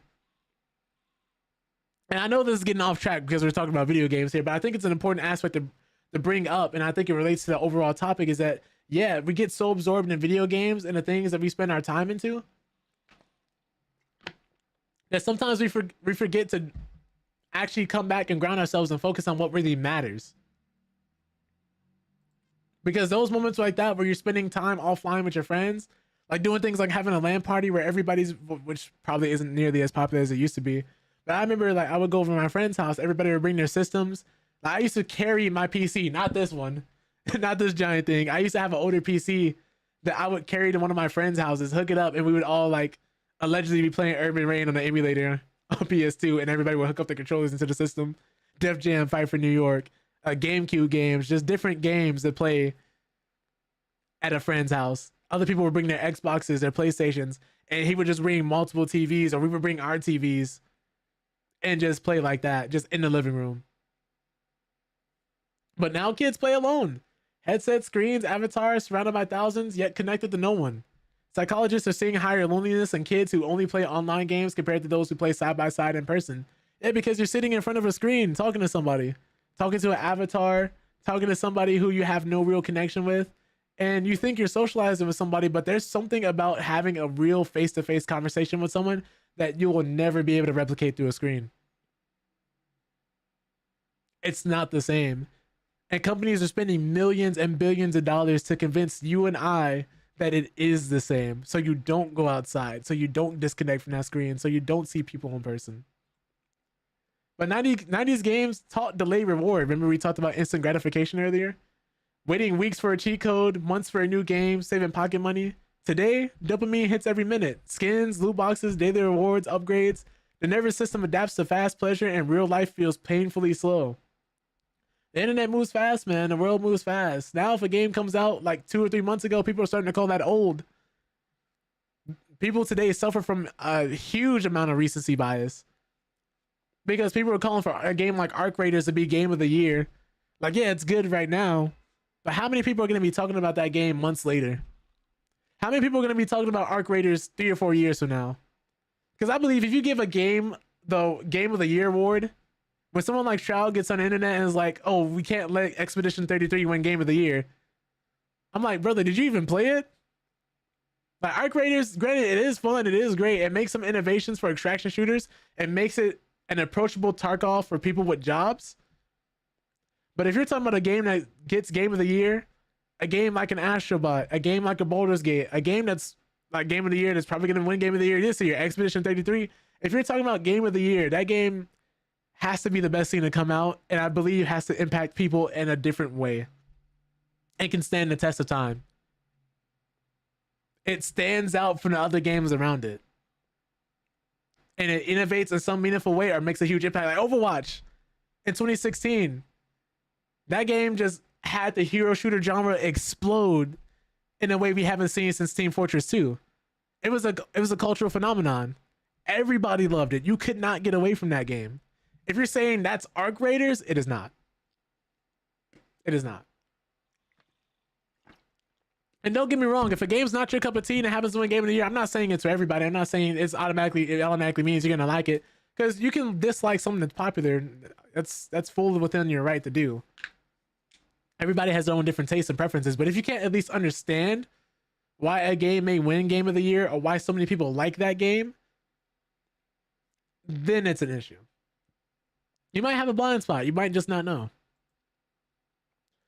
But 90s kids became patient. Today's kids become overstimulated by age 10. Modern games aren't entertainment. They're engineered stimulation systems. Keep in mind, like most people nowadays, a lot of parents are putting their kids in front of a tablet. A lot of kids aren't being watched by their parents now. It's here, watch the screen, look at this TV, watch this show. A lot of these electronics are the things babysitting your kids and watching over like your nieces and your nephews, your sons, your daughters. Because a lot of people, unfortunately, are not great parents. Not everybody. And if it's not you, hey, you know, a hit dog will holler. If it's not you, hey, I'm not speaking about you. But if you know you're someone who is not spending adequate time with your kid and you're someone who's putting a screen in front of their face, you may want to be a little more cognizant about what it is you're doing. You might want to be a little more cognizant about taking them out if you can, going out to the park, maybe taking them out in the backyard to play catch, doing something to get them away from that screen. Because if you're giving a child a phone or a tablet, it is the equivalent of giving them what I want to say in terms of addiction and in terms of how many people rely on it. Whereas if you know anybody who has a cell phone or a smartphone nowadays, 9 times out of 10, it is always on them in some way, shape, or form. It is the equivalent of giving them crack in their pocket in handheld form, because that is just how much people are addicted to phones in these screens. If you don't believe me, try going a day without looking at your phone. If not a day, try going a few hours without doing anything related to your phone. Like maybe on a weekend or something where you don't have to worry about work or other real life responsibilities, because of course everybody can't do that. But just see how long you can go without looking at your phone or tablet or anything electronic. And just figure out how else you spend your time when you're not in front of a screen. A lot of people cannot do that for very long, if at all. And that's what I mean when it comes to this stuff, man. It's one of the reasons why Gen Z has the shortest attention span ever recorded. Not because they're weaker, but because their environment is stronger than their biology. And of course, there's a disclaimer at the end here. This content is purely for educational purposes only, not clinical diagnosis. Gaming affects each child differently, and ADHD, attention issues, or emotional changes may have multiple causes. If you're concerned about a child's behavior and mental health, of course, you want to consult a licensed psychologist or pediatric specialist for guidance. But I thought that'd be interesting to talk about, interesting to discuss and bring up. And a decent article that we could have a decent conversation around. But the last couple of things we're going to talk about before we end up going forward. I know it's a little longer today, but we had a lot to talk about. I tried to get a lot of this in before the Game Awards because the Game Awards is happening tomorrow. And there's going to be so many different announcements. Case in point, we think we know what Jeff Keighley's weird desert statue is teasing. And yeah, it's pretty cool. Earlier this month, a large demonic-looking monolith appeared in the Mojave Desert, and Jeff Keighley tweeted a photo of it. The monolith featured figures of all sorts of strange creatures, skeletons. I'm sorry, creators. I think they meant creatures, though. Skeletons, alligators, soldiers. Let me zoom in here. Where did I leave off at? Here we go. Soldiers, a wolf, and more. In a time since, online gaming enthusiasts have been eagerly speculating as to what Monolith and Keighley were teasing ahead of time of the Game Awards. Diablo 4, The Elder Scrolls 6, God of War, Bloodborne 2, Altered Beast. Well, the mystery may have been solved in advance of the Game Awards on Thursday, as spotted by MP First. Some newly registered trademarks reveal a game and a logo that look essentially identical to a symbol of Monolith, and those trademarks appear to be for a new Divinity game for Larian Studios. How do we know? Well, let's take a look at one of the trademarks. It's for an image and it looks like this. Now compare that to the big symbol at the center of the statue. And it looks pretty spot on. It looks pretty spot on. But so yeah, that's definitely the same symbol, so we're in the right place. Now, how do we know it's Divinity? Let's take a look at the next trademark registered at the same time at the same company. Simply for Divinity with this logo attached. And now we're getting somewhere. It's not exact, but it's quite comparable to past Divinity Original Sin logos. And then here's Divinity Original Sin 2, which is a great game. If you like Baldur's Gate 3, try out Divinity Original Sin 2. It's a game Larian made before Baldur's Gate 3. And it's still really fun.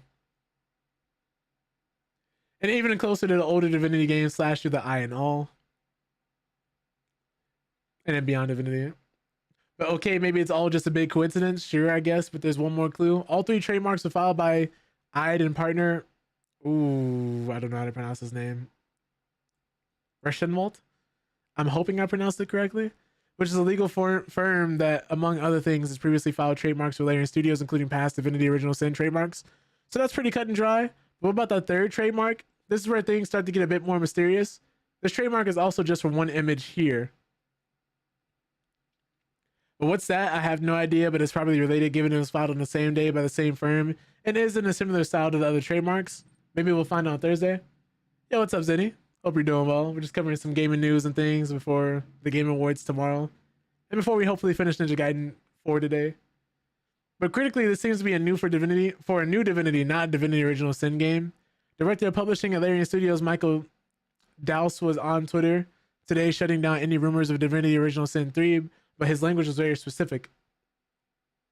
And it's somebody asking Divinity Original Sin 3 when? I need it, please. And there aren't currently any plans for a new Divinity Original Sin 3 game, but once we are ready to show what we've been working on, we will. If this is indeed Divinity, that's good news for Larian fans, as Divinity Original Sin 2 was fantastic. We gave it a 9.6 out of 10, saying Divinity Original Sin 2 may have been designed in the spirit of decades-old RPGs like Baldur's Gate 2, but that legacy serves only as a foundation for the expansive game Larian has built on top of it. Speaking of Baldur's Gate 3 is Larian's most recent work, and that got an impressive 10 out of 10 from us. We said, I don't want to say every CRPG going forward should aspire to be like Baldur's Gate 3. Not everything needs to be nearly as this big and ambitious or even this dense, but it is a landmark moment in the genre, and if I had to point to one paragon that I would like to see everyone else making these to take inspiration from, this is absolutely it. And some may have claimed for Larian to immediately get to work on DLC or Baldur's Gate 4. Larian explicitly said over a year ago that it wouldn't be continuing with another D&D game. That's because Wizards of the Coast is so notoriously hard to work with. However, Larian CEO Swin Vinke has been teasing a new project for a while now, and based on past timelines, this year's Game Awards would be a perfect time for unveiling. So that's that. Speaking of new games, though, we have a few trailers to show you guys, and then we're going to get into playing Ninja Gaiden 4. Last couple things here. Want to get into... Not new games, new characters. Let me get into this new character, and then we'll talk about the new games. I want to do this first.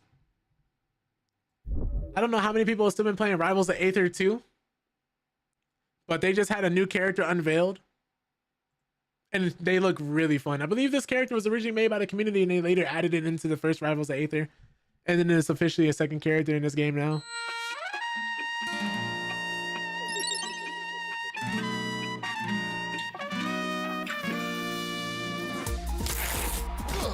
Great platform fighter.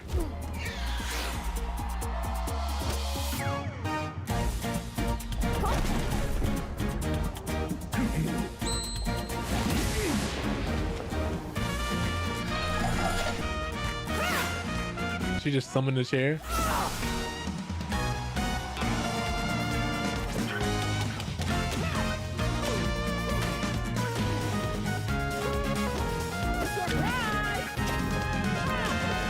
Oh, she's throwing chairs at people.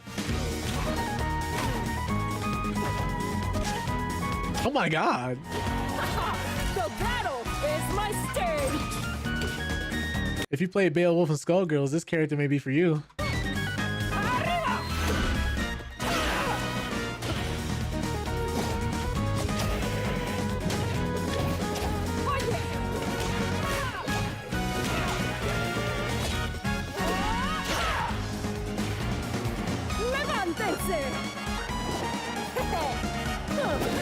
Sigo siendo la reina. Oh, they come out in January. Nice. But yeah, that's a preview of the new character coming out. January 6th. First character winner. And we're getting 3 more characters, spring, summer, and fall. Don't like that. I like how that looks. Going forward though, let me see what else I got for you guys. If the new skate isn't quite doing it for you, we apparently do have another skating game that seems to be getting glowing reviews here. Skate Story, which is getting 10s, 9s, 8s. Metacritic score of 89 on PC and on PS5 for 81. Overall score is like 85. They revealed this game like a while ago, and I'm glad to see we're finally seeing more of it. And we do have a trailer to show you guys as well, because apparently it's been really fun for a lot of different people. Let me actually play this for you guys. Published by Devolver Digital, and they always hit on the indie games. Like, they're one of the biggest publishers of indie games that I have seen. Stuff like Angerfoot, Hotline Miami, Mother Russia Bleeds. I'm trying to think of other games they've published. I think those are the ones that immediately come to my head. But they do quite a lot for the indie scene, and they always hit. Scary consistency.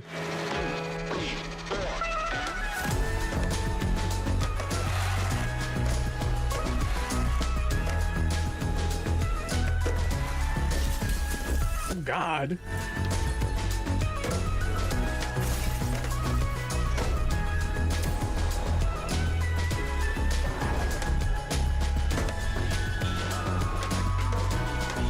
You're a demon? Made of glass and paint, okay.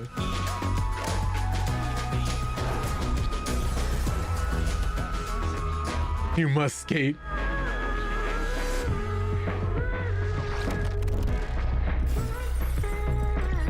The Evangelion reference?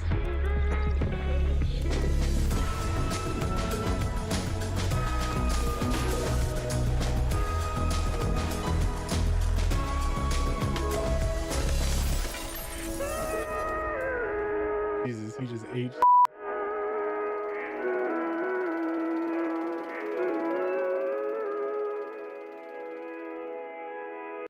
That's Skate Story. And apparently it's available now on PS5, PC, and the Switch too.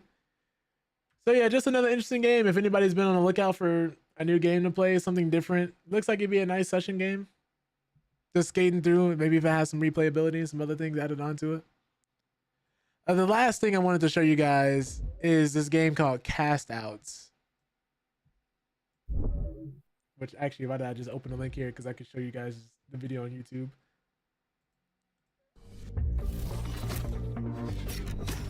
Here's be a new co-op game coming.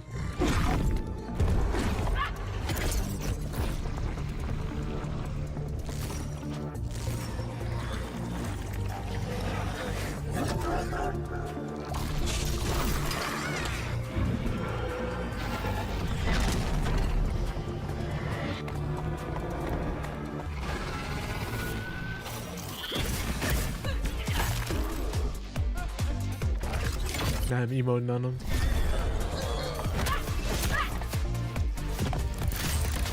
Okay, multiple playable characters.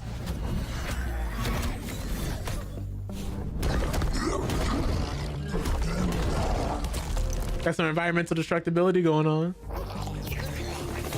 Hey, where are they taking them?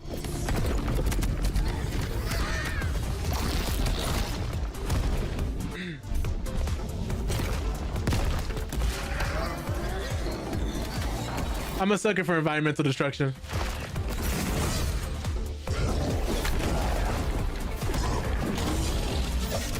Especially if it impacts the gameplay too.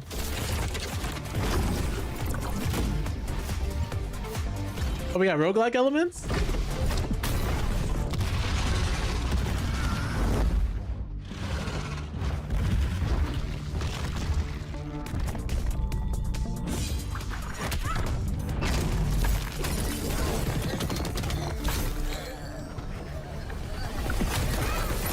Looks like we got some synergy between the different characters too. I like it.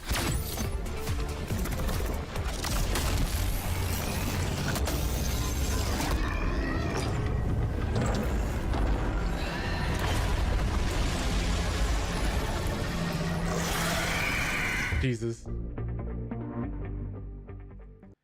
But you can wishlist that game today. And there we do have an article following it as well. Because this originally comes from a canceled game in Sony London. Sony London's canceled PS5 game, seemingly revived as a game called Castouts. And apparently they're getting an early access beta in 2027. Which is just unfortunate because we have to wait 2 years for that game. But at least some of the work, ideas, and inspiration that went into the now canceled PS5 game from shuttered PlayStation developer London Studio have found their way into Castouts, a newly announced game from a team containing 8 former London Studio developers. Now, it's an online co-op game set in an urban fantasy-inspired London that's intertwined with fantastical wonder, delivering a sense of newness and nostalgia, discovery, familiar favorites. It's a fantasy in a modern jacket. You use magic and spells to get around and defeat enemies, which is a similar concept to what London Studio was working on before it closed down. Now, Twisted Works, the developer making Castouts, plans to put the game out for PS5, Xbox Series S and X, and PC, with a view to releasing an early access beta in the first few months of 2027. And a Nintendo Switch 2 version is also being considered. You can play the game in 2, 3, and 4-player co-op across modes such as combat runs, escort missions, horde survival, speed runs, and challenge modes. While on the left is a single piece of art we got for the canceled London Studio game, and a newly announced Castouts is on the right. So it looks like they've pretty much kept the vision intact because it's the original game they had, which I would imagine these characters will come back in some way, shape, or form, but I guess they've just been redesigned. And it's the new one here. Reminds me of like stuff like Orcs Must Die and games of that nature. I think it'd be pretty interesting. But London Studio was a victim of the PlayStation layoffs in February 2024 when the developer was closed after creating SingStar, various games for the iToy and the PSVR, and its biggest title, Blood and Truth. I see. So they had them doing stuff that was not selling the best, unfortunately. But that's going to be all our gaming news for the day. If you guys came away from that a little more informed, I hope you did. We covered a lot. we covered a lot. Quite a bit of articles and different things happening. Let me actually switch scenes here so we can switch over to Ninja Gaiden. Let me get my controller. Okay. If I can grab it.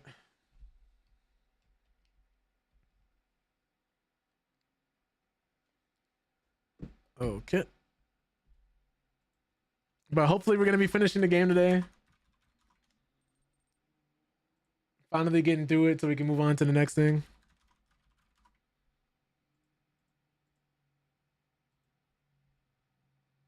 Because it has been fun, but I would like to play something else.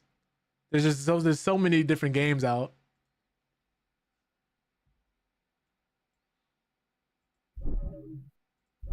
Close this stuff in the background.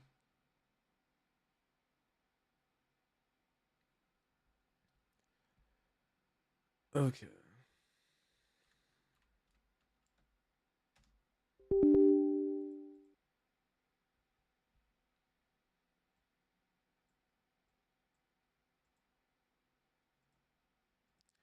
Okay.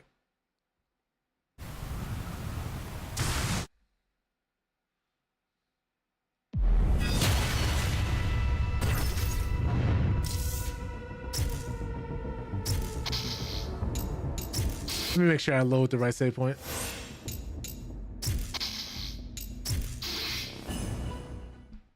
Every time I see the words override, I get a little nervous.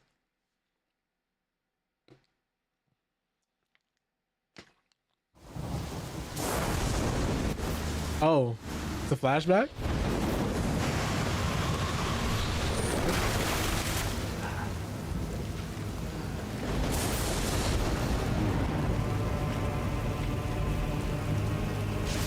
You finally arrived, Ryu Hayabusa. Achilles. With his body manifested, all that remains is the offering of the Dark Dragon's soul. Yes. One final sacrifice. Leave her be. How delicious! The descendant of the divine dragons, slayer of countless beings. Your head shall make a fine trophy. We packed this man up earlier as Yakumo. Now we're playing as Ryu? Oh, man. Dragon Sword Gleam form.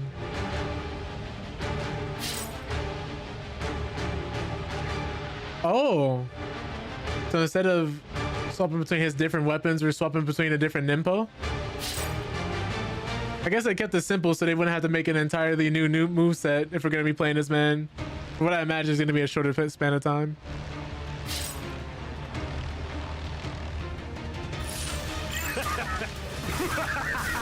I have to remember how to play the game again. Finish with you. Oh my god. Dragon will be unleashed upon the world and destroy all in its wake. So that's your plot. Isn't it poetic?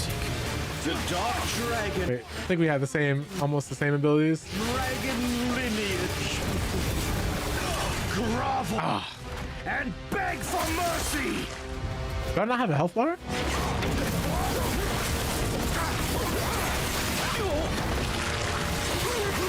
That's tweaking me out.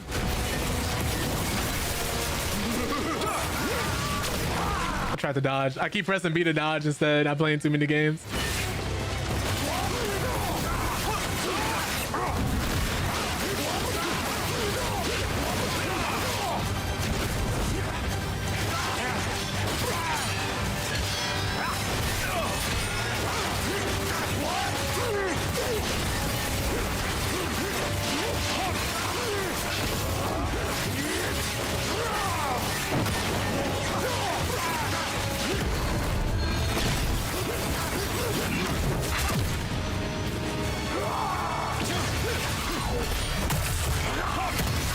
Jesus, this man is a fraud.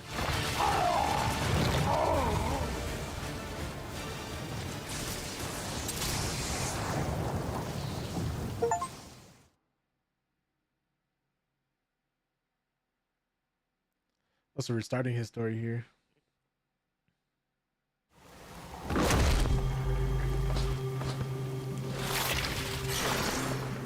At the 15th thing. Great. Okay. Can you hear me? Yeah, go ahead. From here, we'll be heading for 3 separate shrines. Your job is to clear the path and create a safe passage for me. I'll meet you at the shrine.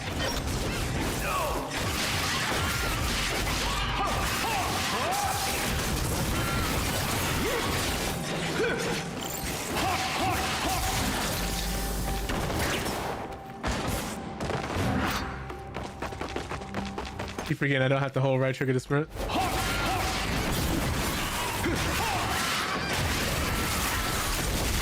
I've been playing this and Spider-Man back to back.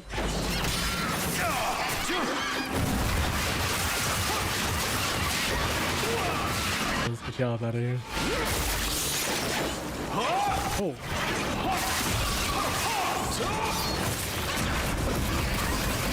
Oh my god.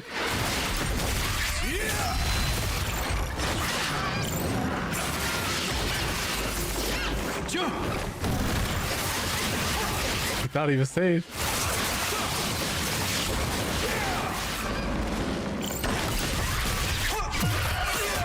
That's crazy, Rayvon.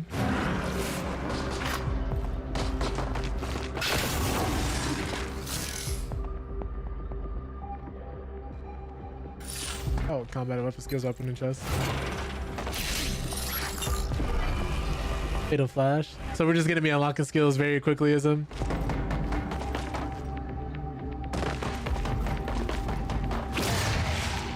Dang it. I was hoping it would last longer. What's this? Yeah, we're trying to see if we can get through the last bit of this game. Muramasa shop. Examine a statue of legendary blacksmith Muramasa in their shop. Purchase items, access the mission. Okay. We pretty much get the whole thing now. Oh, a different theme?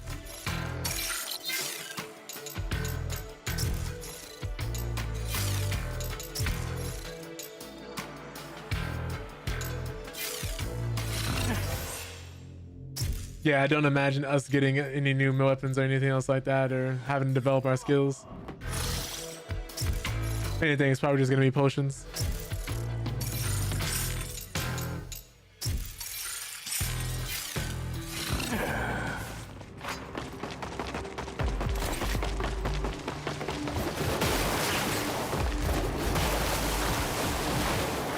Oh, he doesn't even need anything to ride. He's just doing it. Real. Once you've made it to the shrine, I'll conduct a ritual to seal off part of the Dark Dragon. As long as the seal remains intact, it'll be impossible for anyone to bring the dragon back to life. You'll probably run into fiends and demons along the way. Okay, dodge.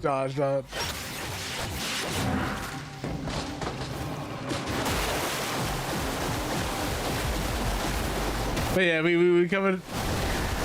I guess we're pretty much gonna be playing for him until the next few chapters until we run into Yakumo again. It reminds me of Devil May Cry 4, where you started out playing a large majority of the game as Nero and then kind of went through the game again as Dante. I don't think this is gonna be as long though as they did in Devil May Cry, which I'm thankful for.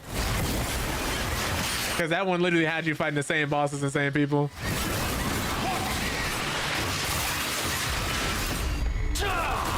Nice. Oh, he ran.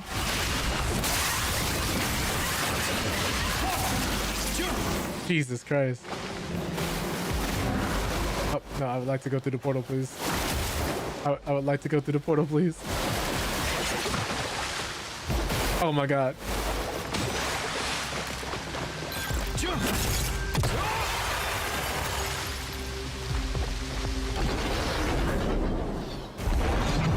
Oh!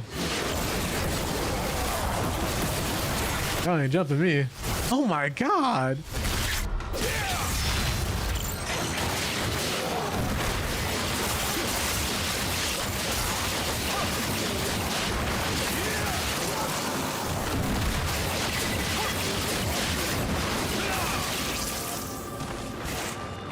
His head was the last thing to hit the floor.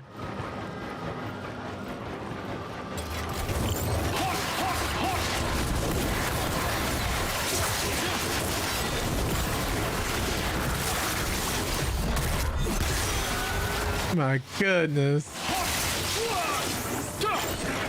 They really did.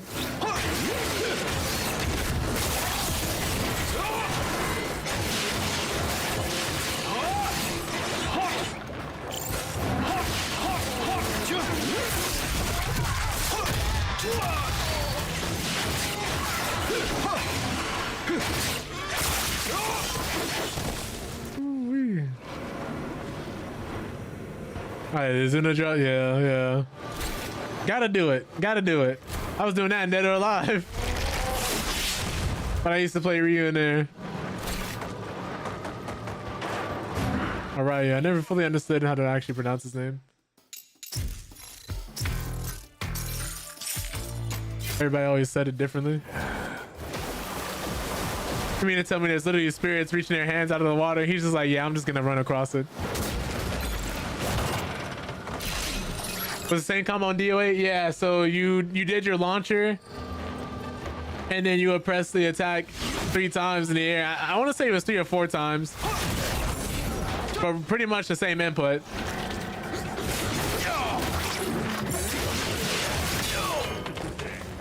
Because of course the same person who, what does I want to say? The same person who made DOA is the director of Ninja Gaiden, Tomonobu Itagaki, RIP to a real one. So that's why Ryu's moves carried over. That's why you had characters like Ayane and everybody in DOAs, because literally the same guy who made that and brought Ninja Gaiden into the 3D space made Dead or Alive.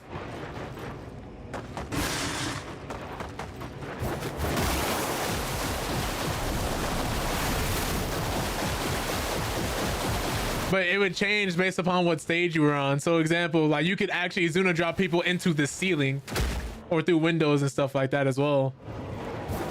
Depending on what stage you're on. Which always made that dope.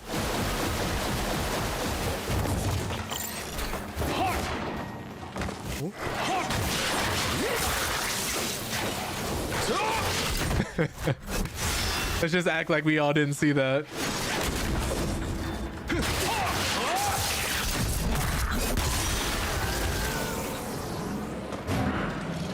Let me stop doing this. I'm gonna get caught up in doing all the extra stuff on Ryu. I need to just go. As much as I would like to spend extra time playing this, man, I just need to go ahead and focus on beating the game.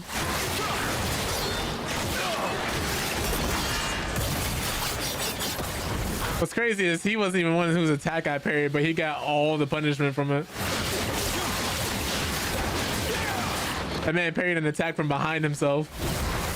He really is just a super ninja. Granted, he's been doing this for so long at this point. It's like when you running the Kiryu in the Yakuza games from somebody else's perspective. Everybody's like, I don't want any smoke with this man. Let's give me my age range. By the time this man Kiryu would have graduated college, he had already run through the entire organization, including his own, and been in the Yakuza underworld by the time he could have had a college degree. He's punching grown men out in their 40s and his 20s. Or maybe an old IP like Brody Road gets revived. I hope so. But if we didn't have that competition before, it's really hard to say like where it would come from now, because a large reasons why either we don't get a revival of old IPs like this, because you gotta, This place, companies don't know if it'll sell. already consumed by evil. People have said in the past they wanted a new Soul Calibur game. We got a new Soul Calibur game and then not enough people bought it. Oh, Yvonne, thank you so much for the sub. I appreciate that, bro. Oh, just so y'all know, every time y'all sub now, if y'all type in a message with the subs, you'll actually hear what the actual person says. There's a whole TTS format with that now.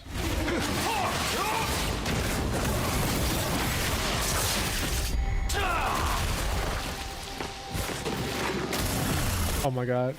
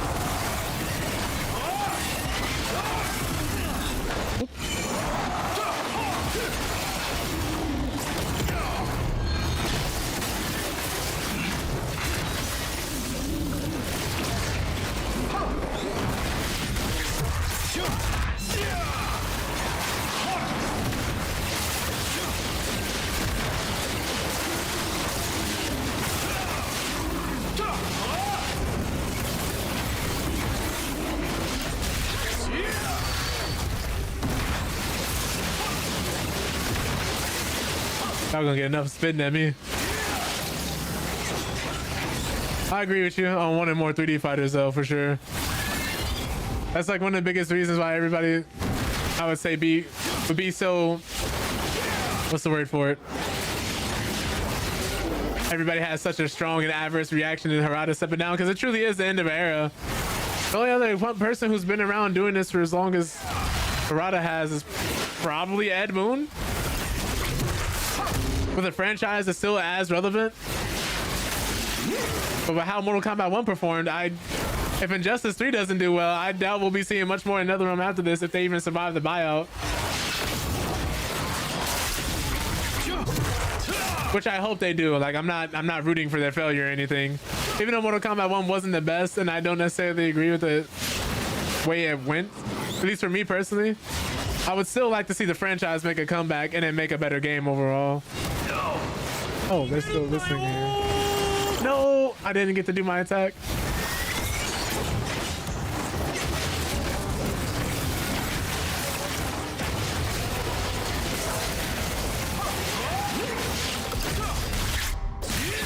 But a new Bloody Roar, a new Soul Calibur, a new Virtual Fighter, which they're working on, that's gonna be pretty much it. I think there's a new Virtual Fighter besides any new other 3D games.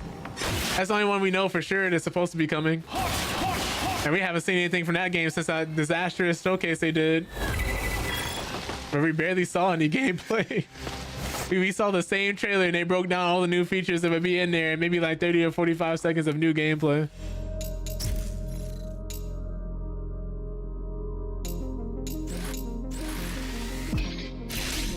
I just hope we see something new and different, man, because I like Tekken, but Tekken was at its best when it was competing with Dead or Alive, when it was competing with other games in the series as well, Soul Calibur, when it was competing with Virtual Fighter, Bloody Roar. When there was competition, that's when things are at their best when it comes to business. You want at least a good, from like, I was watching another streamer, Black Okage. He was saying how you want at least a big 3 different games to compete with each other, or just anything in business. A good big 3 options. And examples he used were Marvel Comics, DC, and then Image Comics. Same thing we had when it comes to gaming. We had Sony, Nintendo, and Xbox. Well, Sony, Nintendo, Microsoft. Same thing with 3D fighting games. We had Tekken, Soul Calibur, Dead or Alive. But now what happens when that competition disappears is these games just don't end up being as good. We get a worse product because they don't have to compete nearly as much. And granted, Tekken 8 is a lot bigger and a lot better than 7 was because it had a lot bigger of a budget and more leeway because of how successful Tekken 7 was. Tekken 7 started out with little to no budget after Tekken Tag 2 did not sell well. And that almost killed the franchise. We almost did not get a Tekken 7 because of how bad Tag 2 did.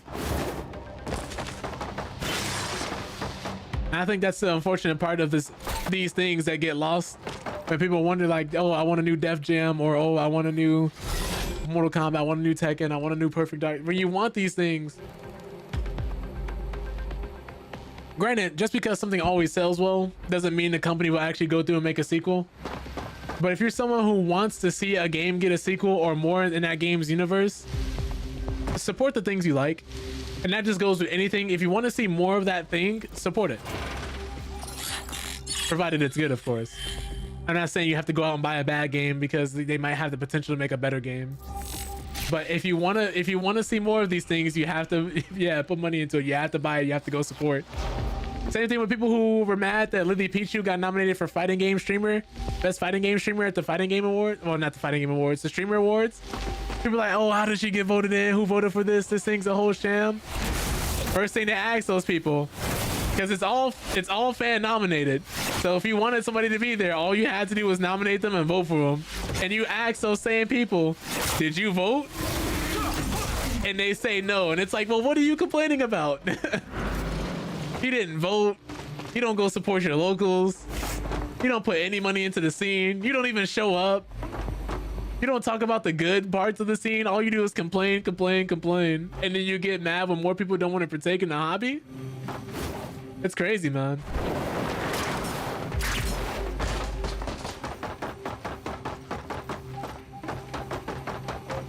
The best way to get other people into something you think is really dope is tell them how dope you think it is. Show them the positives of it. Show them the positive aspect of the community. I'm not saying you have to lie to them and act as if there's nothing negative about it, or you can't criticize the things that you love, because that's a big important part of just loving anything. You should be able to criticize it because you want it to get better.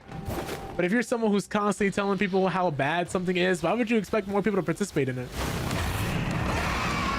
It's like the people who are unhappy with Season 2 and Tekken 8, and they're just like, they're still playing the game. Granted, if you're a pro player, I get it. You know, that's your livelihood, that's your living. You can't just stop playing the thing that makes you money.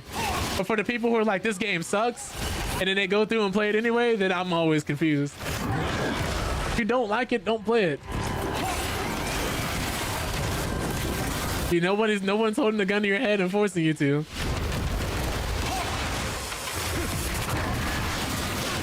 I hope not, at least. I'm always a proponent of talk about the things that you like, support the things you like, try to get more people into things you care about. You do that through word of mouth and positive reinforcement. Because for every person you have on the internet saying how much they like something, how good something is, there's always a person right next to them saying, this thing f***ing sucks, actually.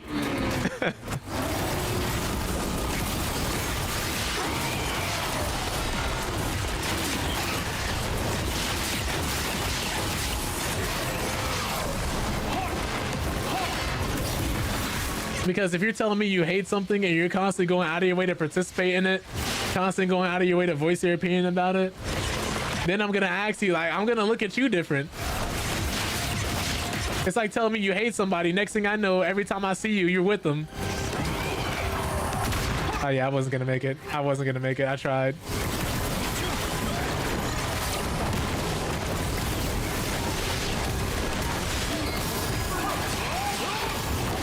This should be the kill here. I have to just let it rip before he runs away.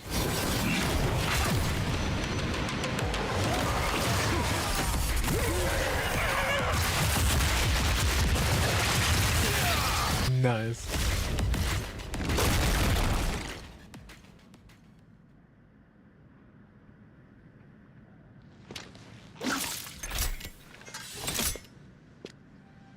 All right.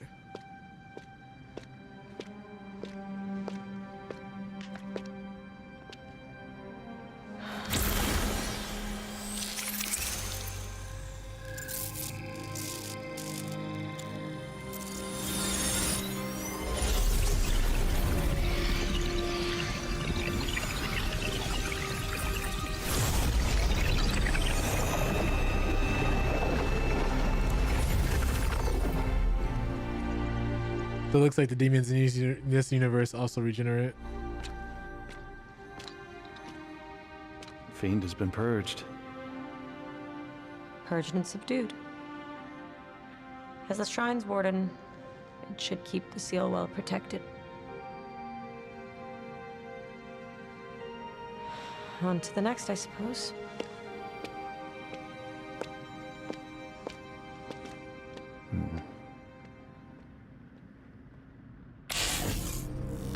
Why does she look so sad here? Like, this is 7 years earlier, and these are demons we've already fought. Let me get an A.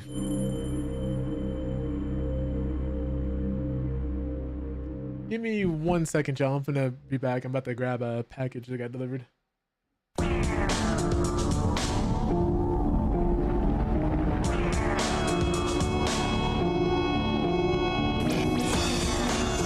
Alarm. Tsunami integrity has been breached. Scanning for virus. Viral entity identified. Joker. Viral removal program initiated.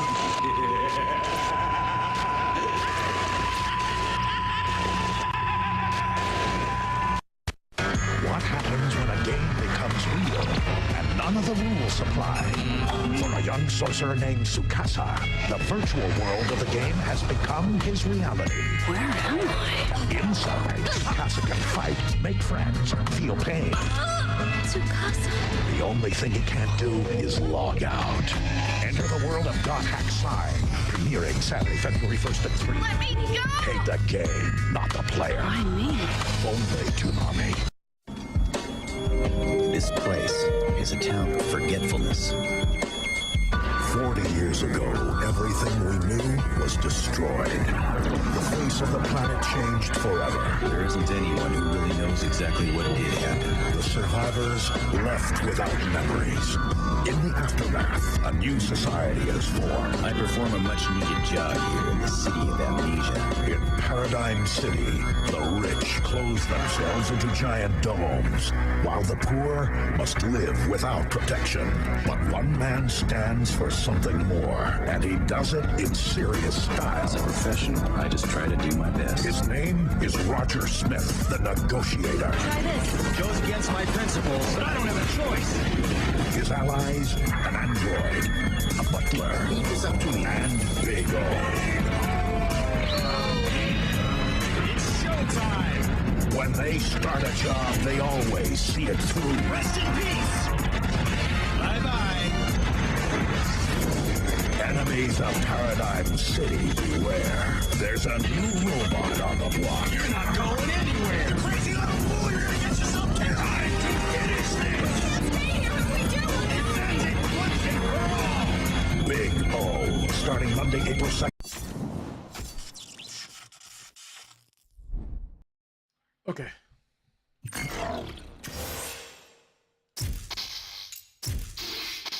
Chapter 15.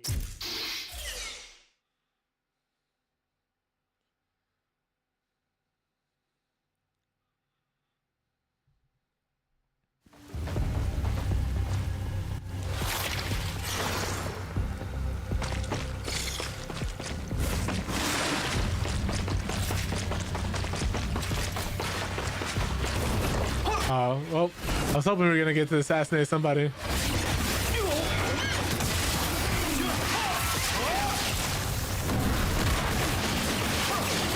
It's the most dangerous one. I need to take care of him.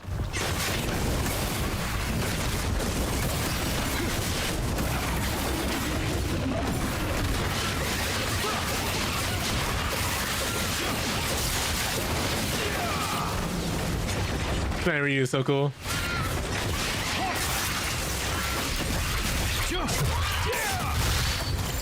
I do wish we would have got more of his weapons though.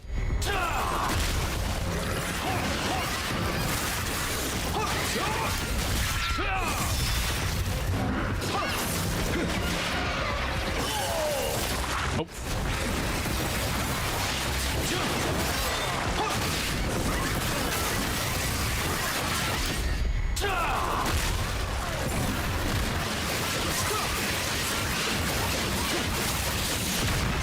Oh, he ran.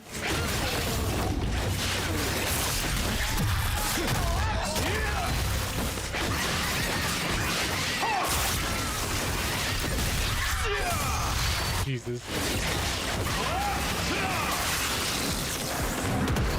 I should have dashed forward. You got to.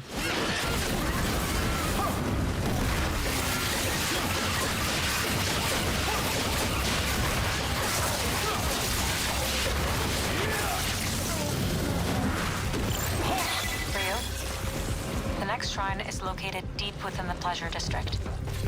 Follow this path straight ahead. I wonder if this is going to be the last Ninja Gaiden game since Itagaki is gone. Or if they would ever make another one.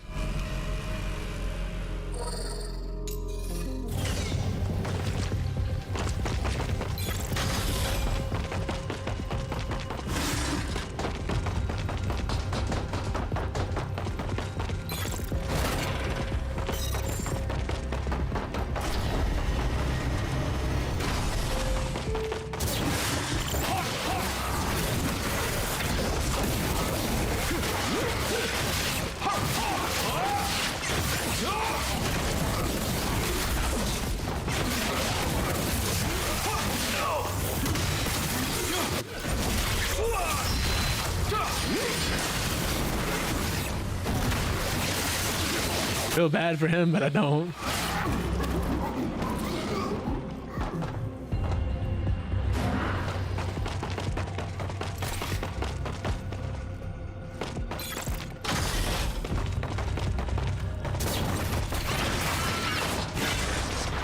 I wonder if they follow me. They don't. What just happened? I have no idea what just happened there.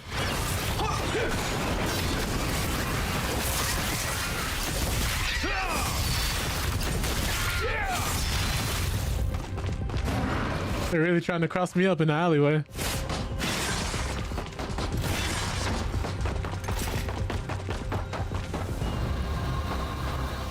Oh, that thing actually.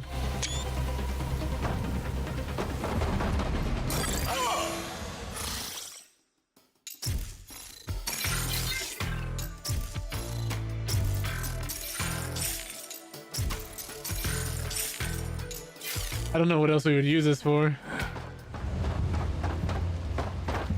I'm just gonna skip all the secrets right now.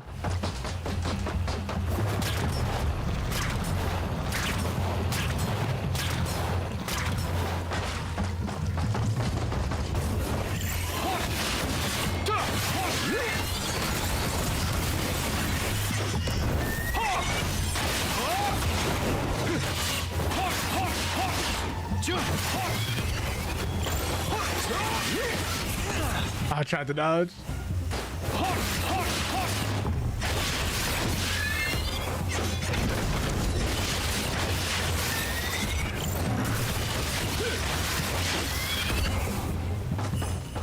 Hard to do sometimes. Okay, let's get out of here.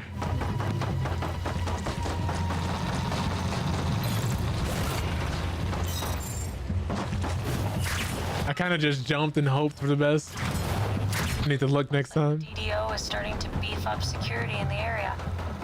Must be Kagachi's work. Probably. But there shouldn't be any patrols stationed around the shrine itself. He told me that he wanted to make sure not to get in your way. 2 shrines remain. Let's move. Oh my god, I didn't even see that.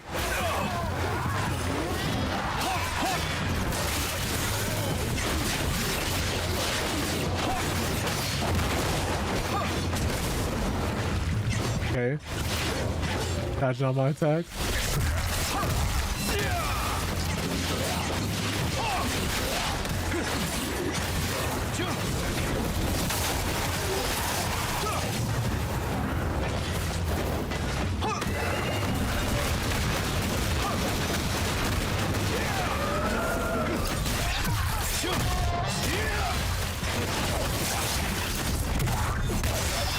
Gotta go.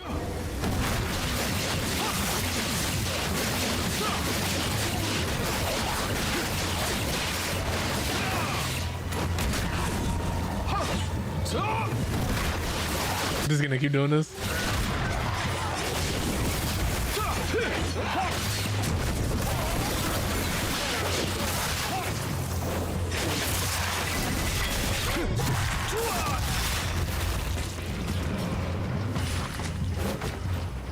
Okay, there's enough there for me.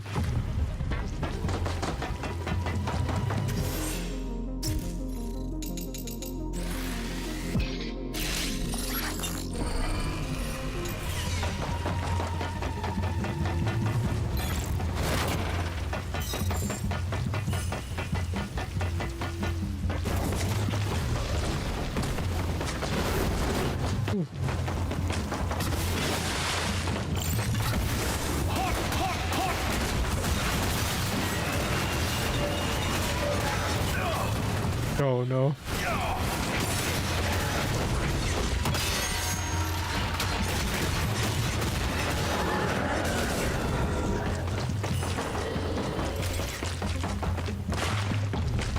Alright. That's a sound I haven't heard in a while.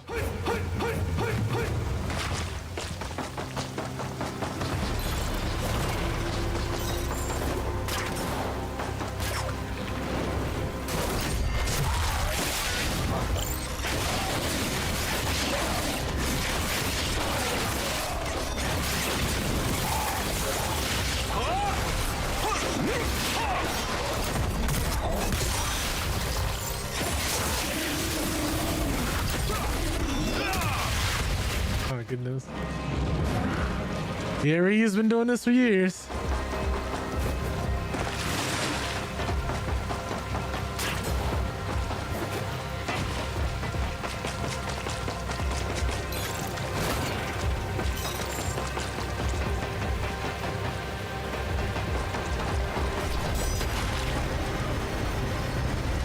I thought this was a door. Oh, this is the elevator.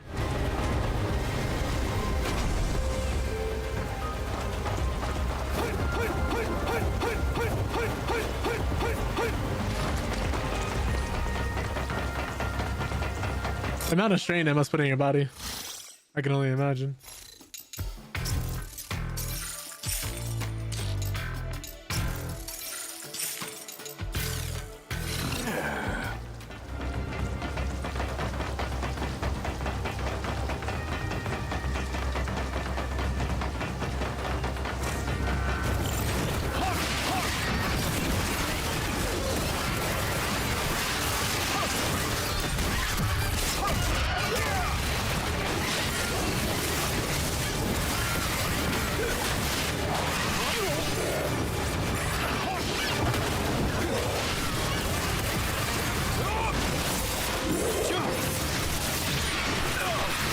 Ah, my parries didn't come through.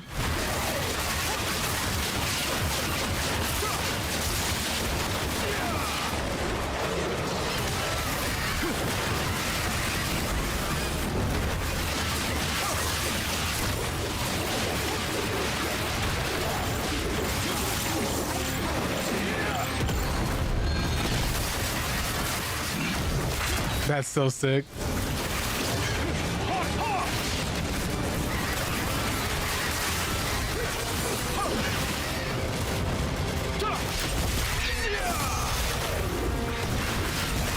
Oh no!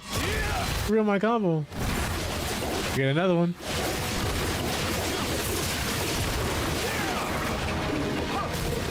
And another one.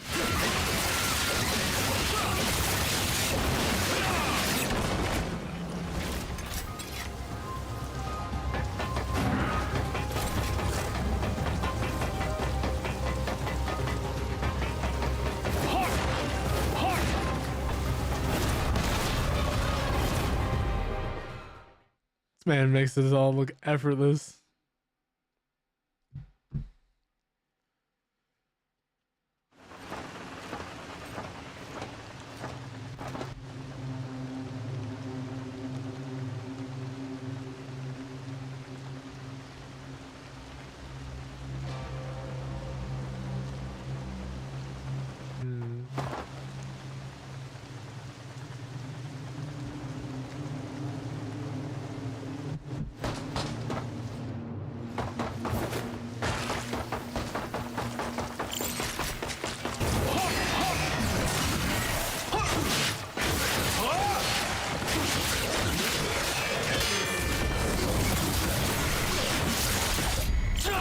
Man's lost an arm midair and then just hit the ground so hard.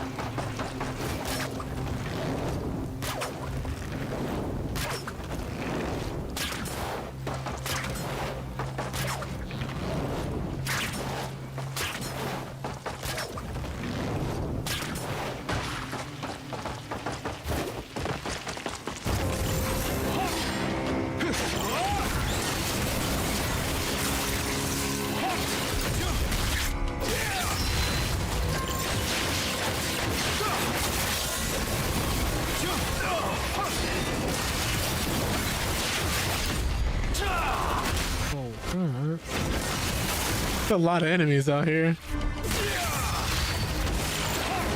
Oops, missed.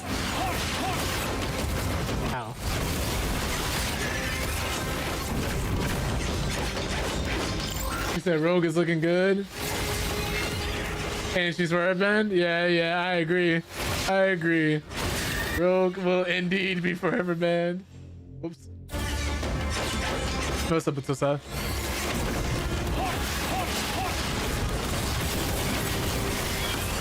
She looks really good. When I first saw Rogue's gameplay trailer, I said, yeah, she's getting banned. She is getting banned.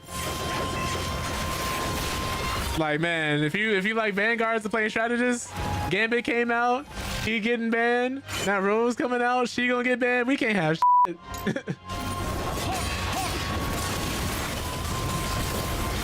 And then you know what? All the DPS mains are gonna want to play Rogue. All the Gooners gonna play Rogue. It's so funny. People will never touch Vanguards to support today in their lives. What I like about it though is that it's gonna get people who never even thought about playing the role to try the role. The problem is it's gonna get a lot of people who never thought about playing the role to try the role. So you're gonna have some mixed people with that. Some people who actually find out they might really enjoy it. Other people was like, if not for this character, I would never play this role.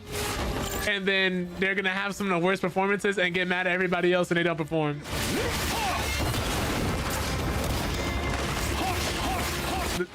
Yeah, that Savage Land skin is gonna make them a lot of money. What's so funny to me is they tried to say they weren't doing it to appeal to the Gooner community. They tried to keep their costumes as comic book accurate as possible. Nah, they knew exactly what they were doing with some of these animations and characters. They know exactly who they're appealing to.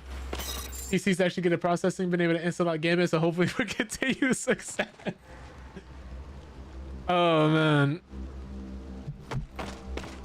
I agree with you though on some comic book skins and stuff being Gooner based, because there are some Gooner based comic designs, but that pool party Punisher skin, come on now. You cannot tell me that man Punisher was out here shooting down criminals in dark alleys in a Speedo. Junk hanging out, yelling it's punishing time, shotgunning criminals in the back. Nah. Nah. I don't know what comic book that was from. Man, that must have been a Newgrounds edition or something. But yeah, I do agree. Some of this stuff, because don't get me wrong, some stuff in comic books is Gooner bait. And to be completely honest, that's where the money is. That in the furry community. That's where the money is. Where else are you gonna ask somebody to spend $500 on a skin in League of Legends if not the Gooners? Because yes, they gave that type of skin to Ari. You cannot tell me that was not a business decision.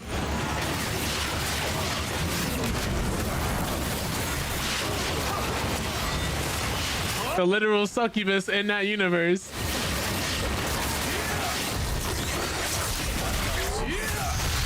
But it's just so funny. I do like the direction the game is going though. If they keep this up, I do hope they continue to add more strategists and vanguards. We have enough DPSs right now. Give me like 2 or 3 strategists and vanguards for every DPS they add to the game. I think we'll be fine. They will be okay.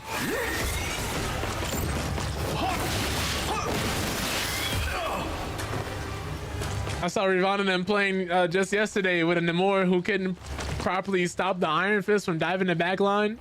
He was dropping kills and stuff, but he wasn't taking care of what needed to be taken care of. And he was just telling everybody else that they suck. I'm like, man, please just do your job. Those are the type of people who are going to be like, ooh, I want to play Gambit or Rogue.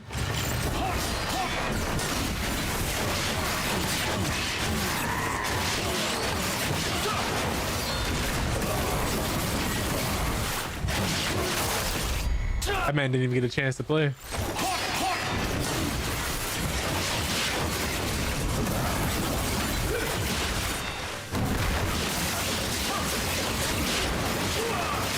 Nice. I was gonna say, he's still alive after that?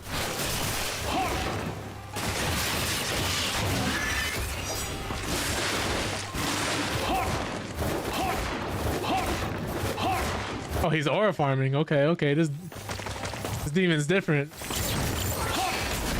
He was just sitting there at the end waiting for me. I lied. Maybe he might be built regularly. He thought he was different. I was hoping we were gonna get some shurikens in there for a combo.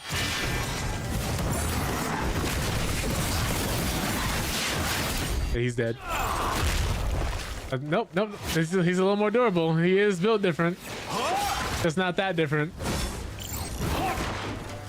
Instead of common loot, he's dropping uncommon loot. Oh no, he's dead.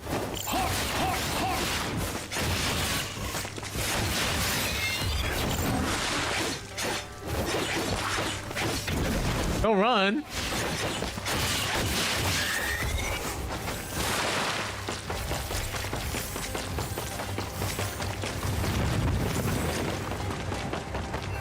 Oh, so we're just going through the greatest hits boss fights then. We're just going through different chapters of different bosses we fought already. Devil May Cry 4 all over again. Which we're playing as Ryu, so I don't necessarily hate it, but I do wish we would have done something different.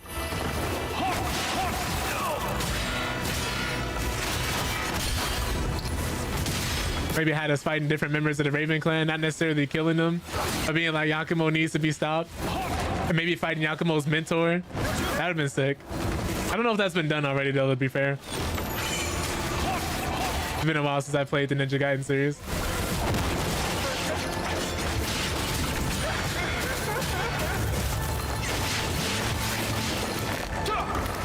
I just need you to come closer. Ah, well, that wasn't gonna happen.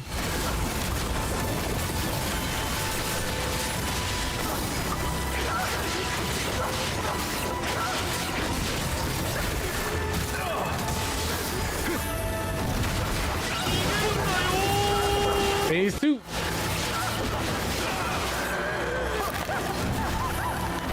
I should keep running from me. I'm just gonna hold. She's oh well.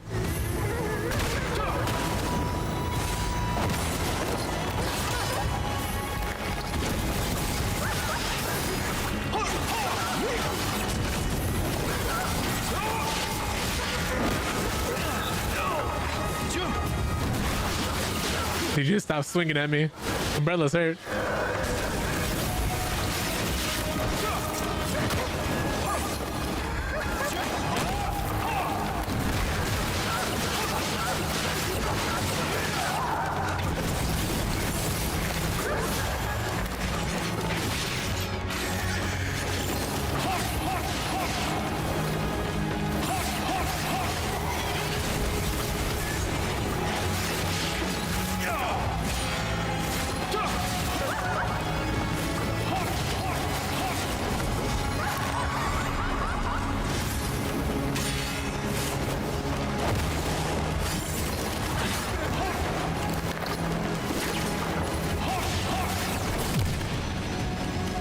There we go.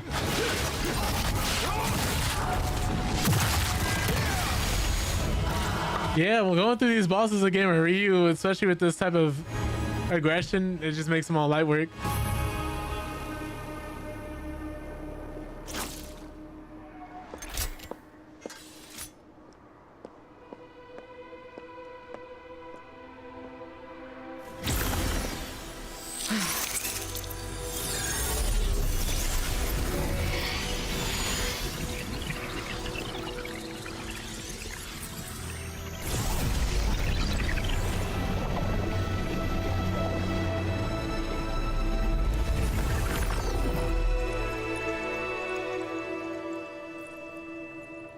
Unharmed, I see. Good.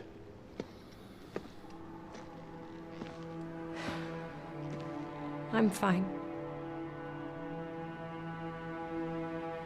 Thanks. Why do you care? Everyone else wants me dead, and I don't blame them either. So much suffering, and it's all my fault. You were being used by Achilles. Nothing more. But Come. There's still work to be done.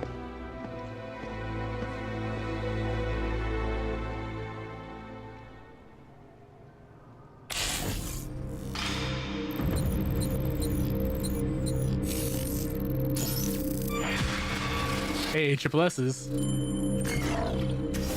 So it looks like these chapters are gonna be me going through the area, fighting a boss, and then moving forward. We're on 16. I think we got what, like 3 or 4 chapters left.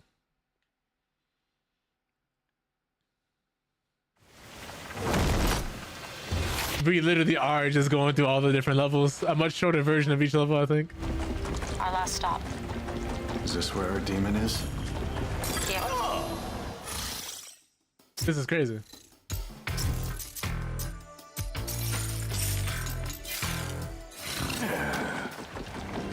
Yeah, but he's not alone.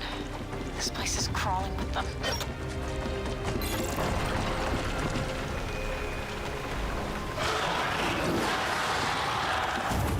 Oh, this thing again.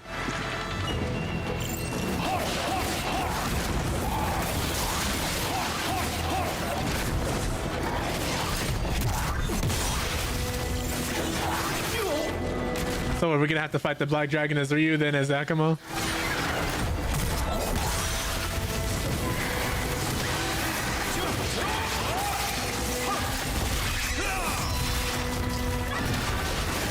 You gotta go. You gotta go. Oh, y'all gotta go.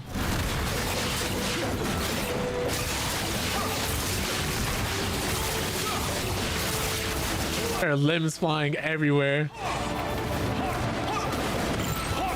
Please don't run. Come down here and fight me.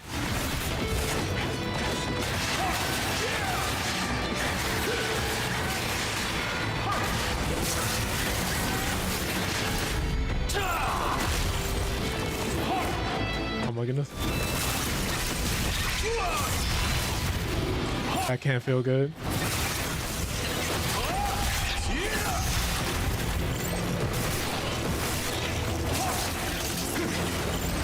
I knew something was gonna happen. Actually, not. Seemed like everybody was gathering around me. Oh no, I didn't mean to lock onto him. I wanted to lock onto the big one right there.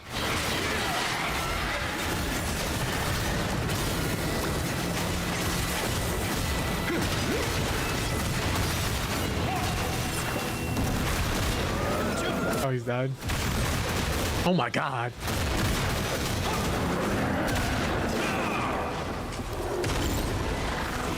Oh, we're just going straight into it? Okay. I hated this boss so much.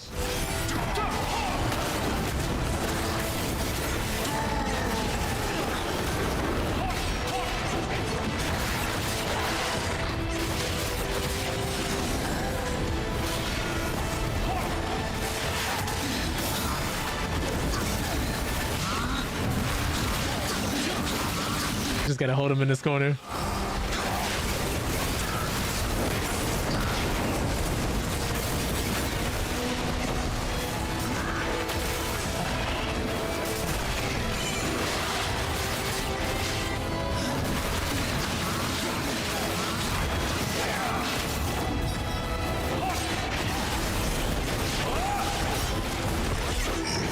He's just running. You just have to let it rip.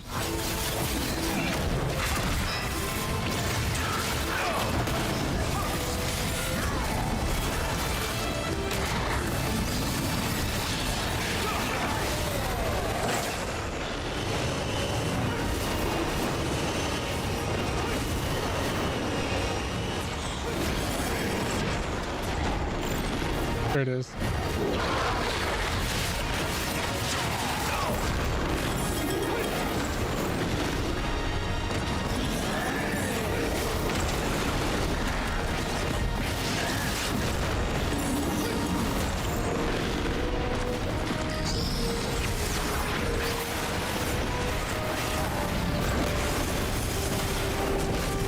My goodness, he's a Beyblade.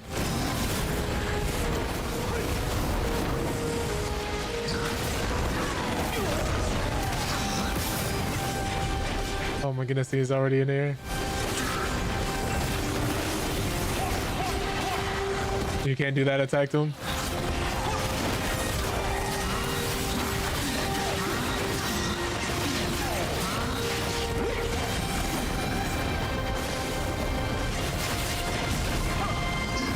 Please do not resist.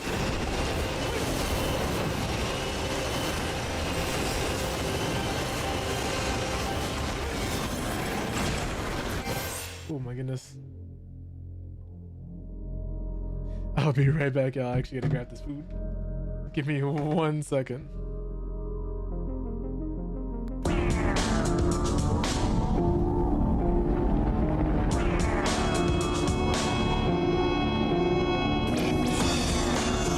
Alarm. Tsunami integrity has been breached. Scanning for virus. Viral entity identified. Joker. Viral removal program initiated.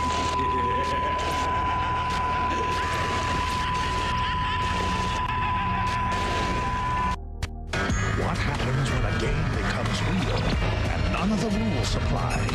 For a young sorcerer named Tsukasa, the virtual world of the game has become his reality. Where am I? Inside, Tsukasa can fight, make friends, feel pain. Tsukasa. The only thing he can't do is log out. Enter the world of God Hack Sign, premiering Saturday, February 1st at 3. Let me go! Hate the game, not the player. I mean, Only Toonami. This place is a town of forgetfulness. 40 years ago, everything we knew was destroyed. The face of the planet changed forever. There isn't anyone who really knows exactly what did happen. The survivors left without memories. In the aftermath, a new society is formed. I perform a much-needed job here in the city of amnesia.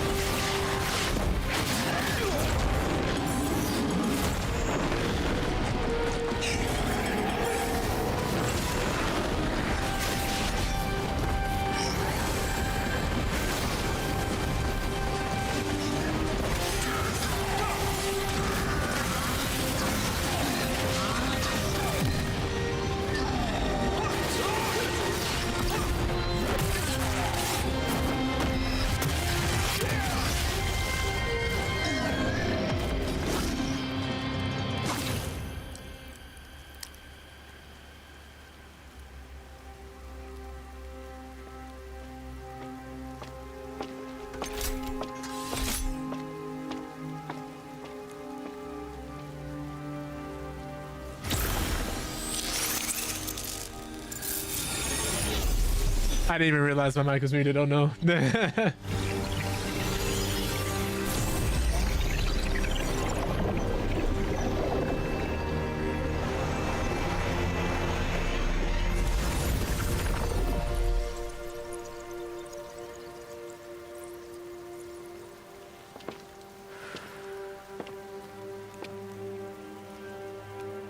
So this is it. We've subdued the last demon and performed the final ritual. The seal on the Dark Dragon is now complete. It'll have to do. The Hayabusa ninja can never fully vanquish the Dark Dragon. No matter how many times I kill him, he always returns. Only a master ninja of the Raven clan can send the dragon to his true grave. But no such ninja has answered the call. Guess this is why the big things such as Yakumo coming around was such a huge thing. It was our only choice.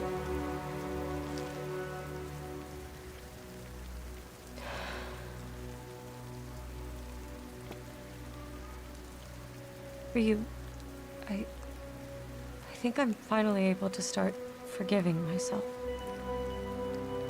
I'm still alive.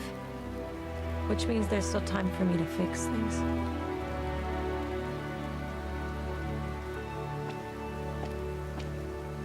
I doubt we'll meet again soon, but be safe, okay?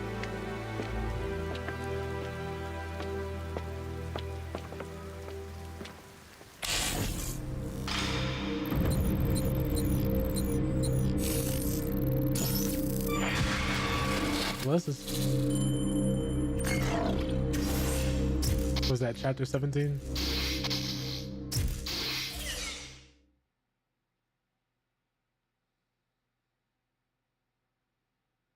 So where do we go from here? Oh, present day. What was the point? Well, that was fan service. It was fan service.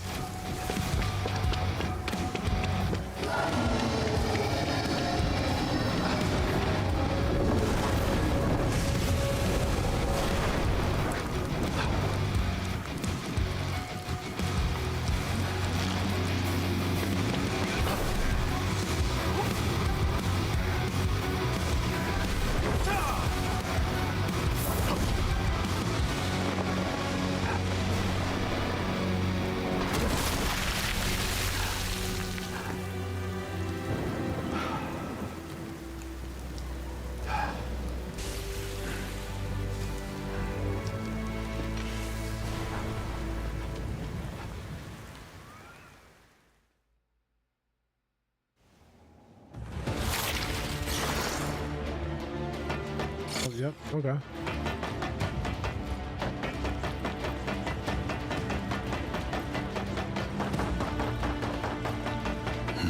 Man, sprung into action immediately. Did not miss a beat.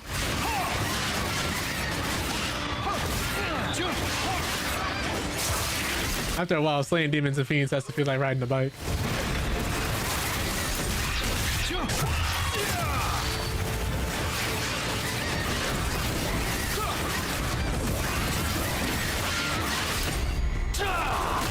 The Zuna drop never gets old. Oh, you ran?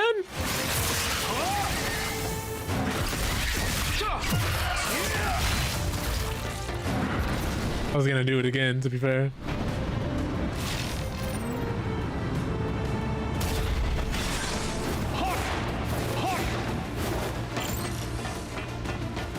Can I get an assassination going? Yeah, I should have known better.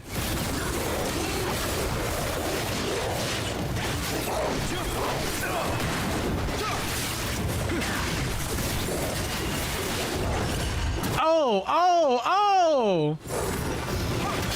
Hey, yo!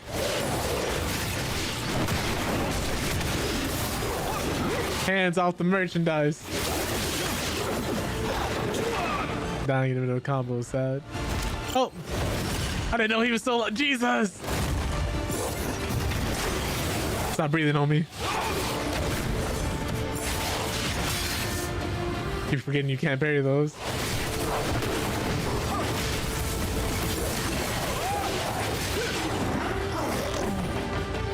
Oh, those times playing Sekiro.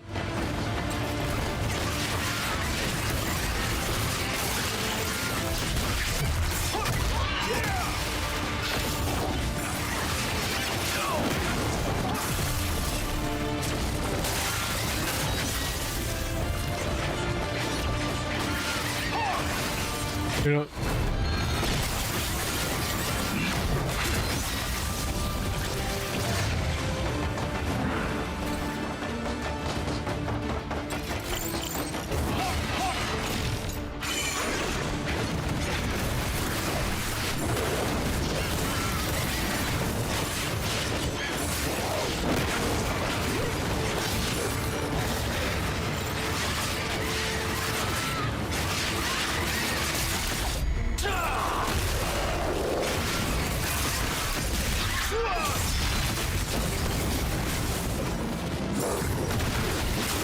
got him right in the nick of time.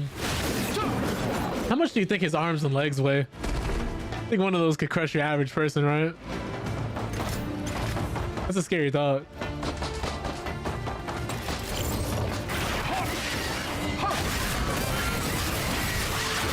His homies tried to save him.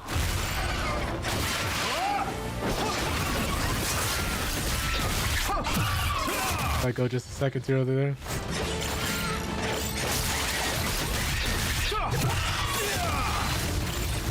I wish we had the tiger gauntlets in this one. The Garuda knuckles, I think they're called. That would have been fire. Some of the old scythes and other weapons.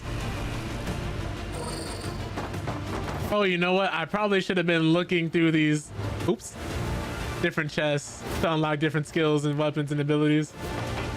Maybe that's on me. It could just be a me thing.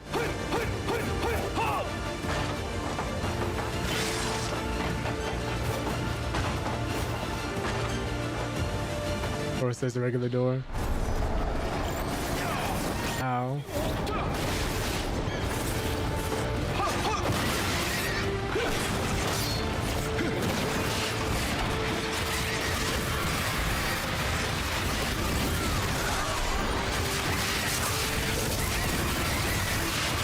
I imagine all the demons now are gathering around, kind of like being like hype men for the Dark Dragon.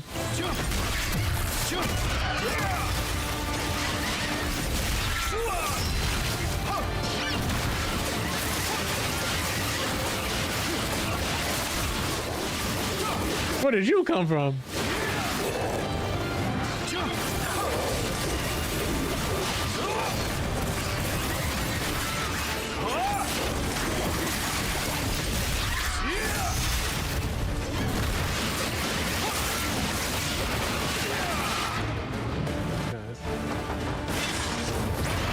No, I got item ganked?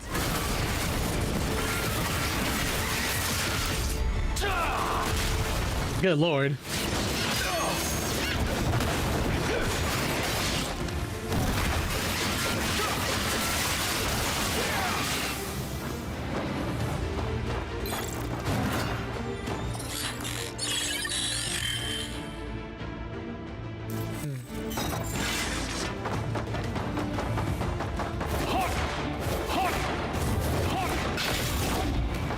Well, I was hoping I wouldn't be wasting this. Oh my god. Oh my god.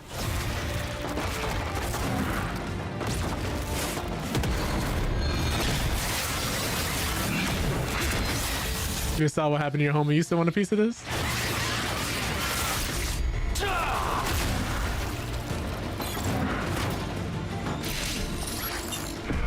Max health increase.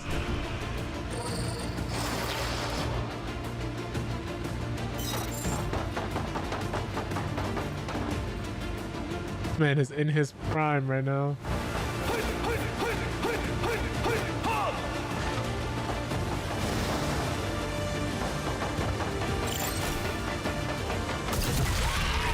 He saw me come up and just chose not to say anything. He must not like that guy very much.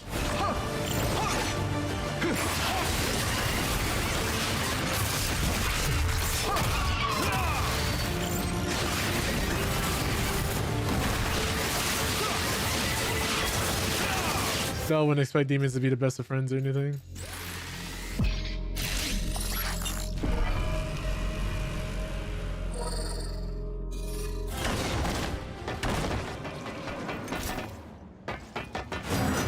Oops.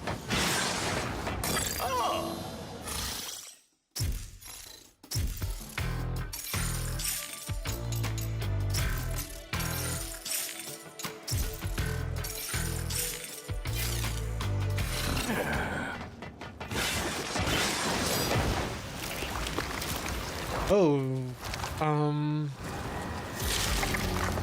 okay.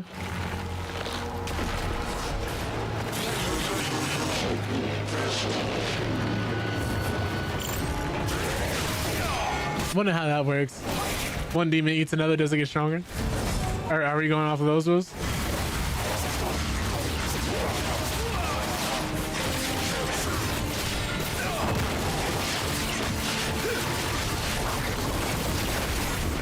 Oh my god, he's going crazy with his tongue. Ugh. What the Diddy demon?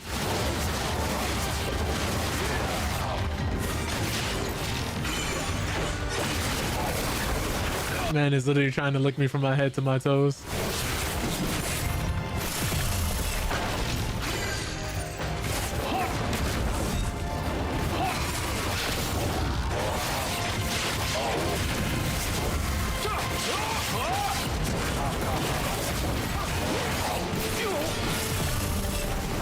No, you don't get a turn.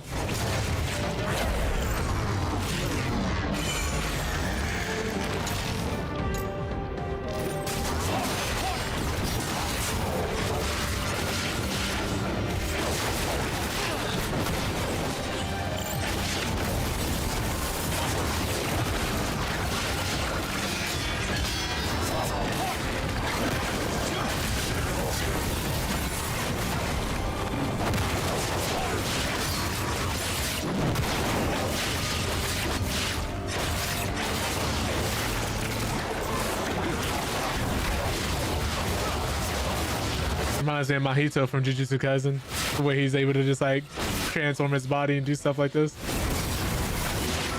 It's a scary ability, man. You mean tell me I can't touch you, and if I do, my soul's getting more? That's frightening. You only get one of those, man.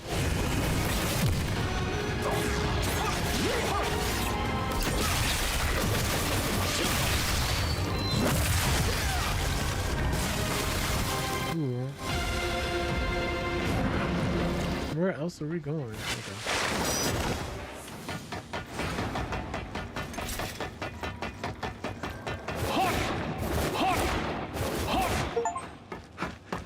Head to the final battle? Okay, okay. I guess we're here at the end of the game. Spoiler for warnings for anybody who doesn't want to see the ending, I guess. Well, I guess it's kind of too late if you guys are already here, right? Fancy seeing you here. Sayori. Ryu, there's something I need your help with. The Jewel of the Dark Dragon. If, and only if, you deem him worthy. Give Yakumo this jewel. When did they have this conversation? Sayori. It's fine. I've made my choice. I need to take responsibility for what I've done. And if we can stop the Dark Dragon and save Yakumo from the curse of his bloodline, it will all be worth it in the end.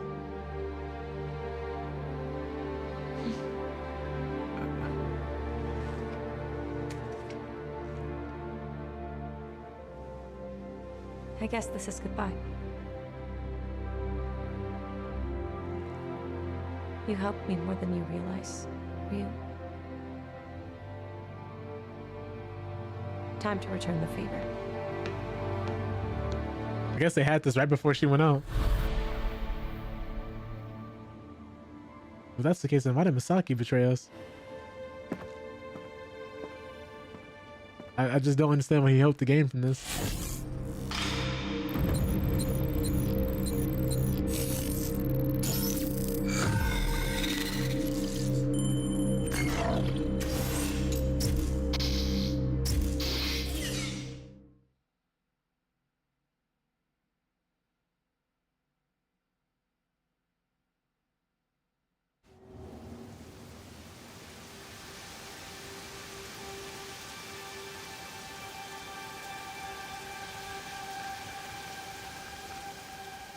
Only you can defeat him. Purify him.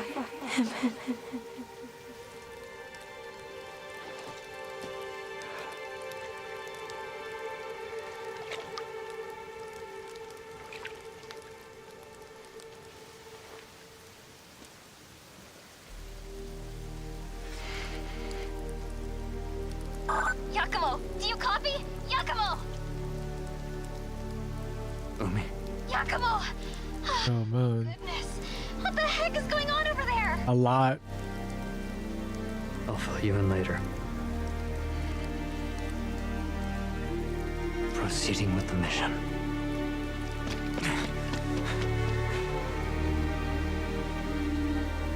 This is gotta suck if you're a part of the Divine Dragon Order. Because you wake up ready to clock in to work, and Rogue Ninja comes in, kills a bunch of your buddies, steals the priestess. We're all brings the Dark Dragon back. But She dies.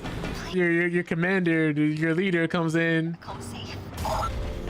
loses a duel, and now the one thing you guys are trying to stop is already here. Hayabusa comes back. You know, things are really all over the place.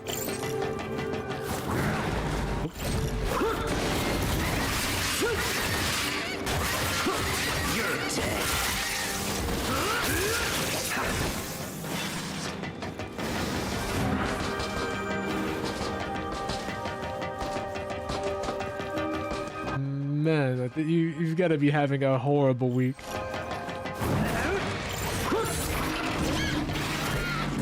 Oh, kind of.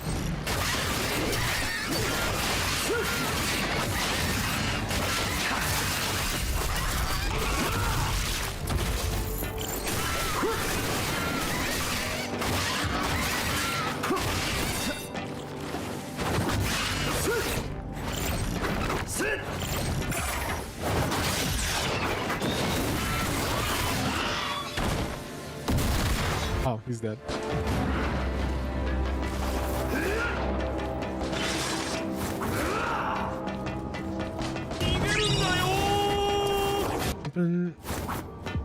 No!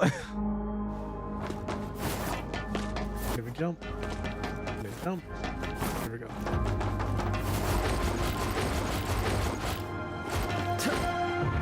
Imagine you doing all that jumping, you hit your chin on the edge. Oh no.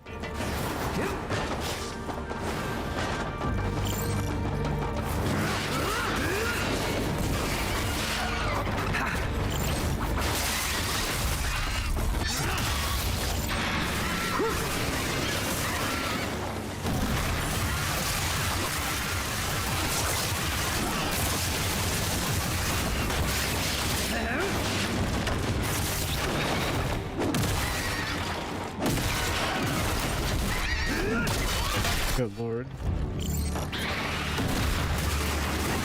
Tried it.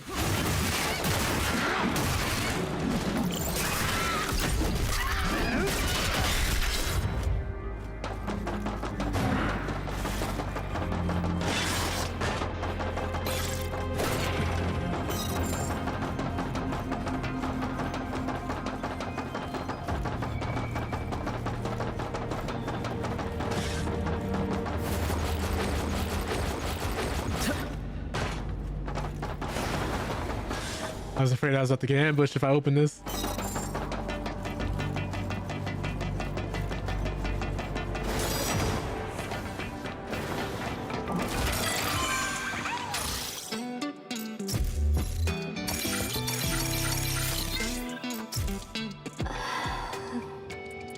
Once I purify the Dark Dragon, our mission will finally be over. Yeah? I know, Yakumo. I know you can do it.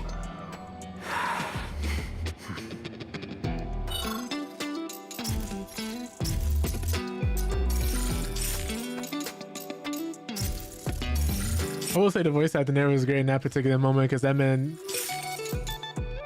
just lost somebody.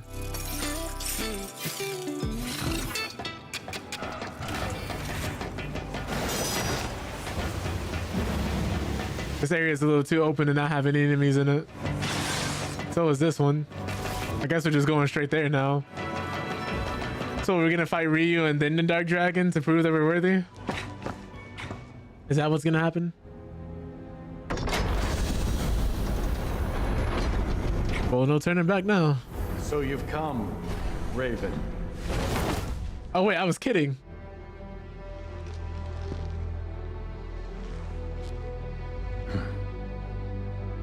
Back off, Hayabusa. The Dark Dragon is mine.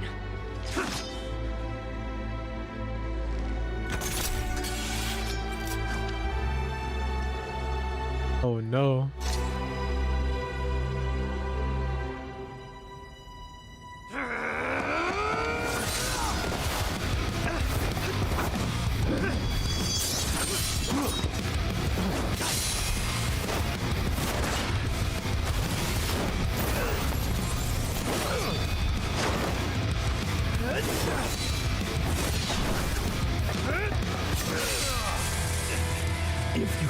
really think you have what it takes to slay the Dark Dragon? Prove it.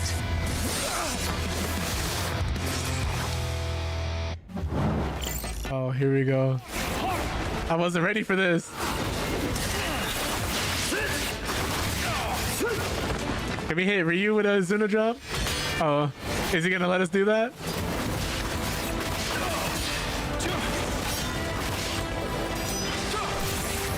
Oh!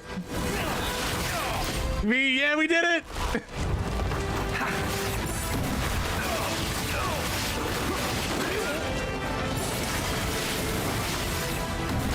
Granted, he's not really actually trying to stop us. This got to be more like sparring for him.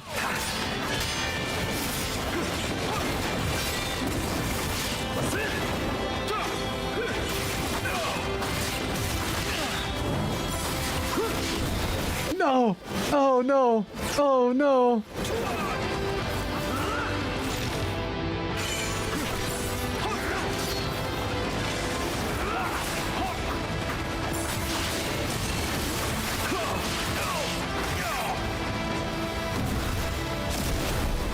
Oh no!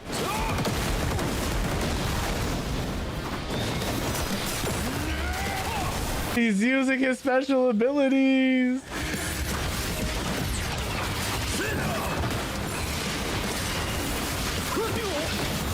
Okay, it's quite literally a matter of life and death if I stop him early enough.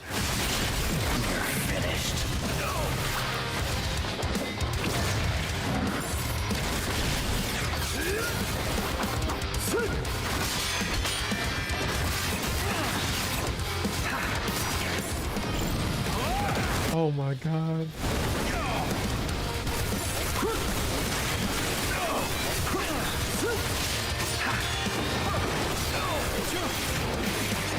Should I to drop me?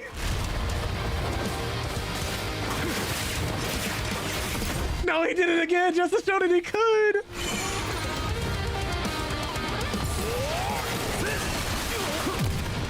Oh my god, that was out of spite.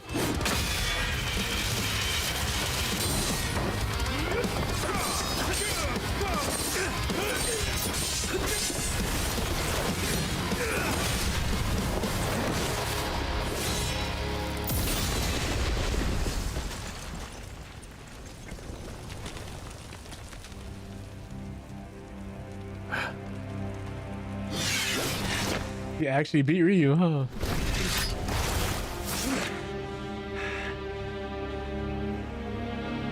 Yakumo.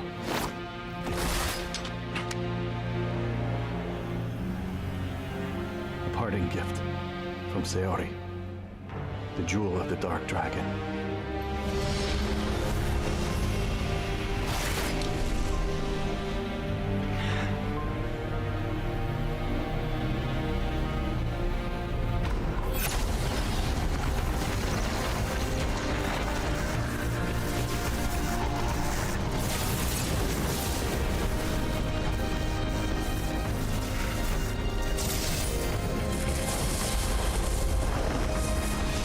Oh.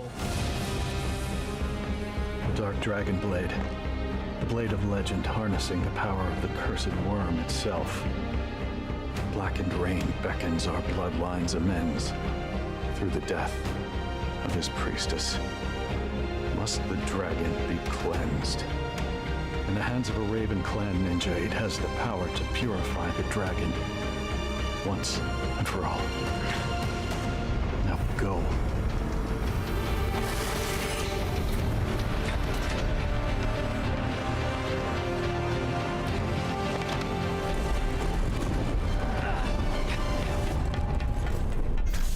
I would have still went with him. The Dark Dragon's fate and Sayori's will are in your hands. Gotta make sure this gets done right. Hold your own against Ryu Hayabusa? Yeah, I was pretty sure Ryu was holding back.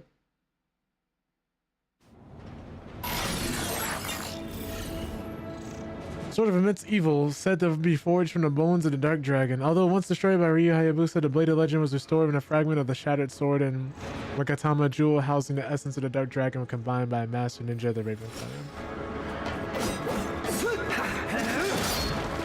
Interesting. How do we switch to this then? Are we just gonna be using this for this fight?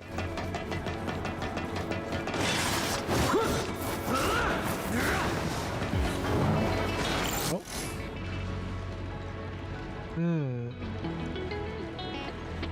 Okay, so you essentially just press the direction twice of the weapon we have now. Oh my god.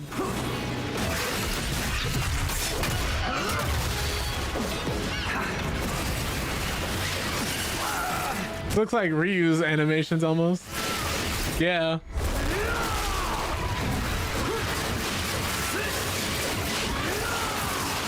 Nice.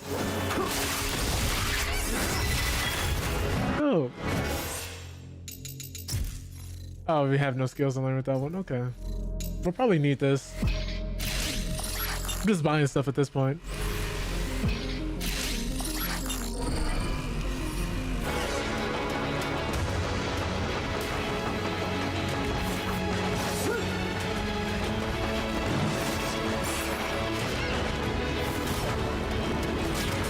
Kind of just here to fight the final boss. I really don't care about fighting other minions as much anymore. Ryu, take care of the stragglers. I probably can't work past these guys though.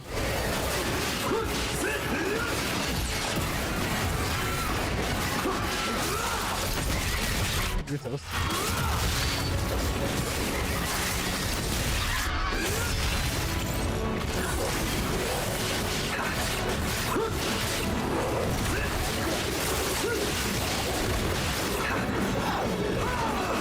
Oh my god.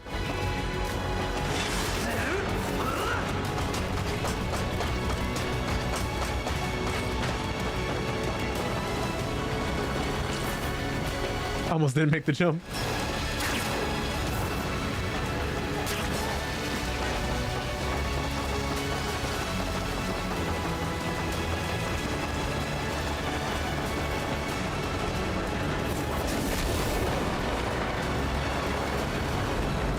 This is the only actual action game in a Game of the Year lineup for the action game category, if I remember correctly, isn't it? I can't remember off the top of my head.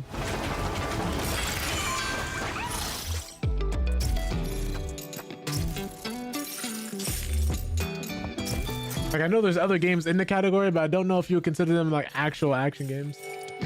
Or if there are games from other categories that also happen to be in the action game category. Mommy, I'll finish this. Still can't get over that music though. That music is so good.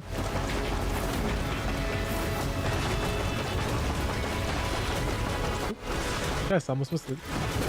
More money, I'm assuming. Oh, no, not even.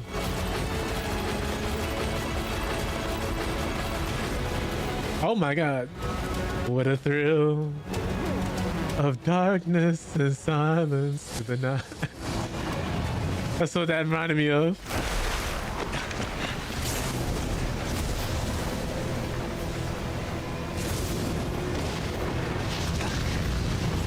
Oh god.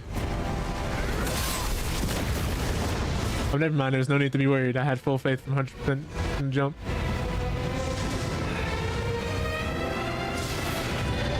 How would you fight something like this? You mean to tell me Ryu did this 3 times?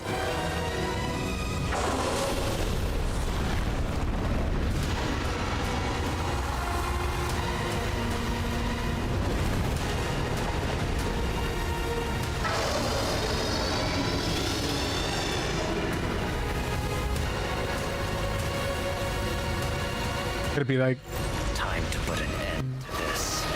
Oh! Oh! Oh!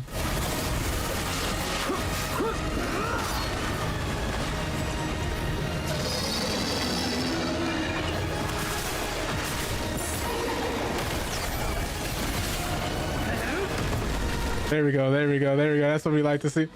Oh, he wasn't stunned long at all. Ooh!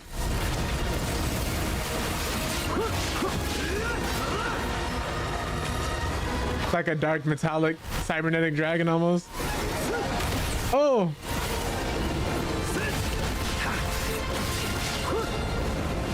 Okay, so there's gonna be a matter of waiting. I'm sorry? Oh, no! Don't run from me!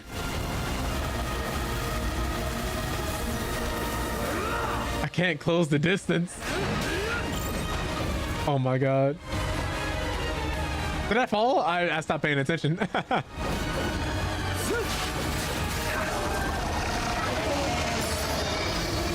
Oh! Oh!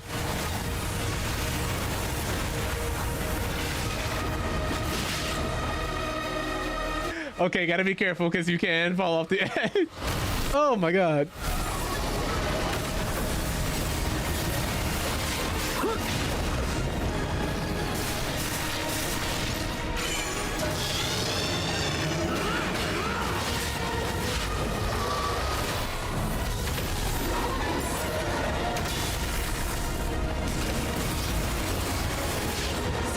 All right, that's the first phase done. What's he gonna do differently now?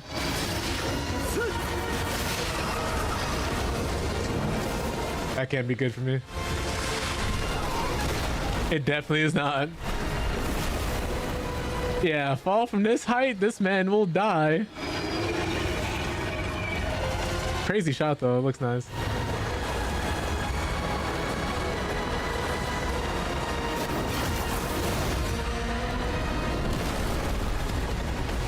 Imagine being a construction worker during this time period and you're seeing this. You're about to have the longest 6 months of work ever.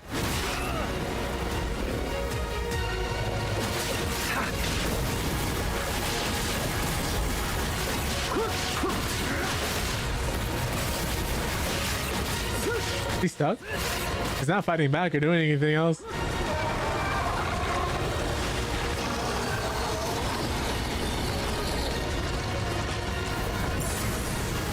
Oh.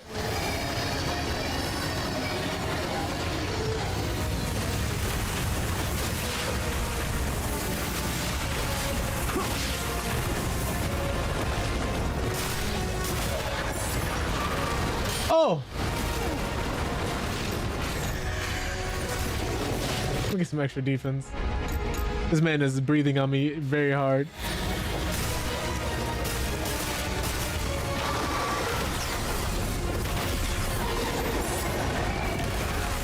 He's so fat. I can't get out of the way.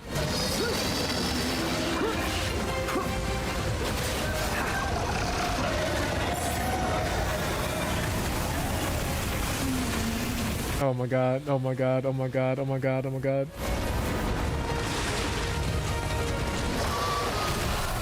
That hurt. No! Oops, that's my fault, 100%.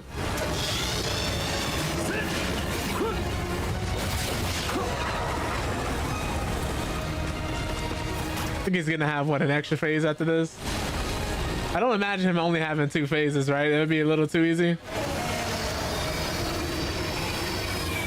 After the game hyped him up for so long.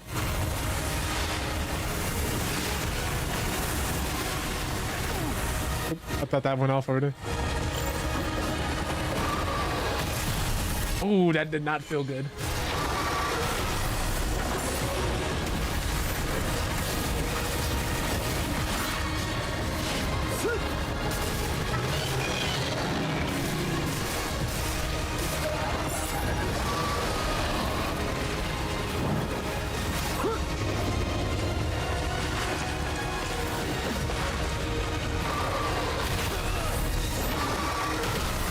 All right, then we have that. Oh no, that's really it, huh?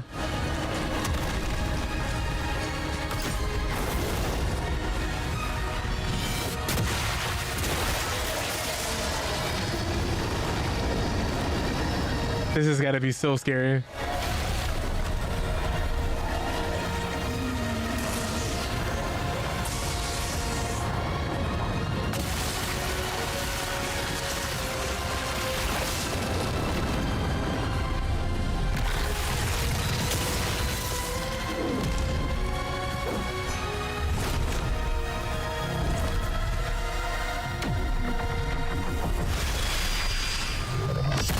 Oh my god.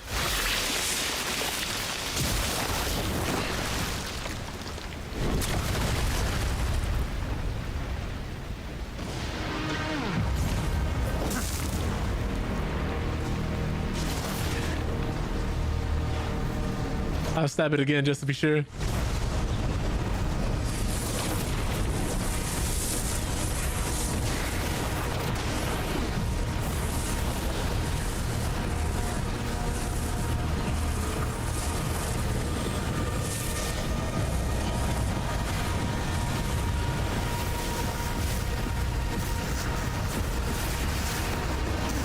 Oh wait, I'm sorry?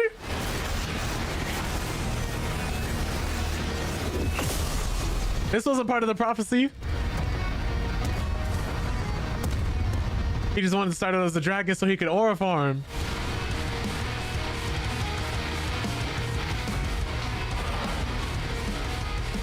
This ends here. Wait, what's happening? Oh, okay. Is the Dark Dragon secretly a Ravenclan ninja, or did he just mimic me? That's what I love of the game.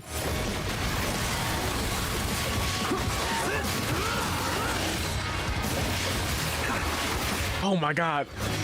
This is such a pleasant surprise though. I thought it was gonna be the dragon and that's it. Let's do Zuna drop him.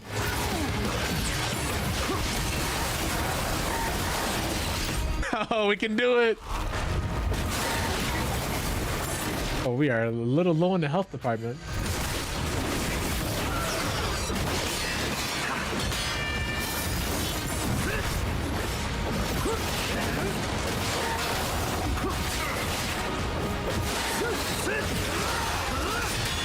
No, block this.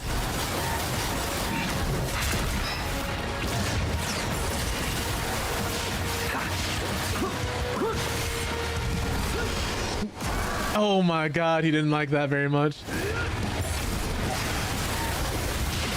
Another Azuna drop for the road. Love the soundtrack though. Love the music I'm hearing. I wish we had some more human-like opponent. Oh my god, maybe I don't. Maybe I don't wish that. What's up, Tony? Avert your eyes. We're at the end of the game. Hope you're doing well though. Appreciate you coming in. But it's not safe for you right now. Come back in like 5 minutes.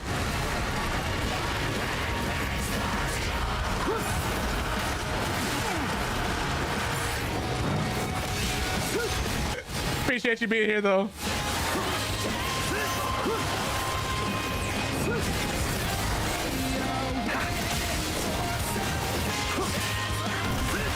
Yeah, the soundtrack. If they have this on vinyl or like streaming anywhere, I'm gonna be looking into it. This and the Devil May Cry 5 soundtrack and like the Metal Gear Rising or Vengeance soundtrack, if you have all those songs playing together in a playlist, yeah, that would go hard in a workout. That would really go hard in a workout. Some of my most favorite songs of the recent modern hack and slash era have come from those games. Like Devil May Cry 5 soundtrack, Metal Gear. Oh, stop charging up.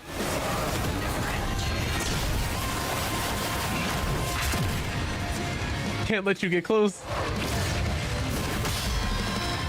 Oh, you're just saying no to the execution? Oh my god.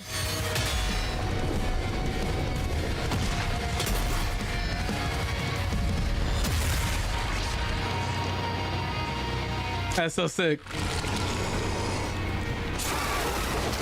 Oh, that's not sick. Where's Ryu? We need him. Put her there, partner. Wait! The soul of the Dark Dragon. Ah, here we go. The power of friendship and love. Please.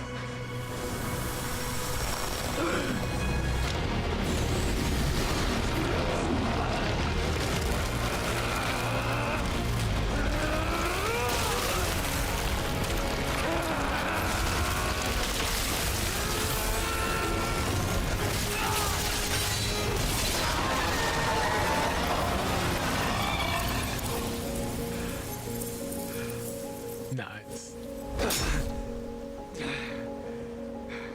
I really enjoyed this game though. Like, this is where it ends. Like, I had fun. It was just a nice, straightforward action game. It didn't overstay its welcome. It had a banging boss fight at the end there. Yeah. Rest in peace of Itagaki, man. It's done.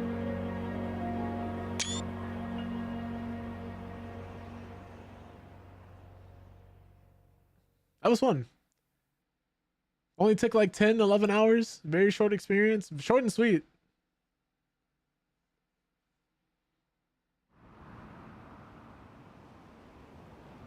Sorry, I just like backgrounds like these.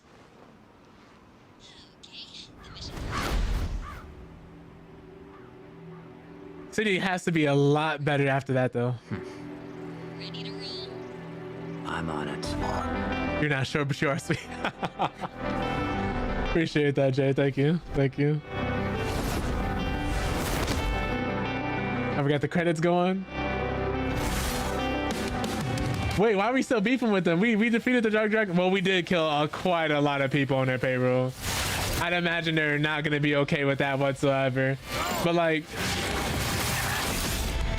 oh man, I feel so bad. We're just doing it for the love of the game at this point. That man had a family.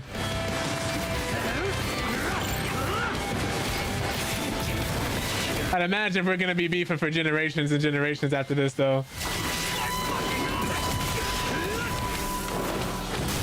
It's like when people bring up how much of a hero Itachi was, but then forget he was out there literally killing women and children for what he believed in.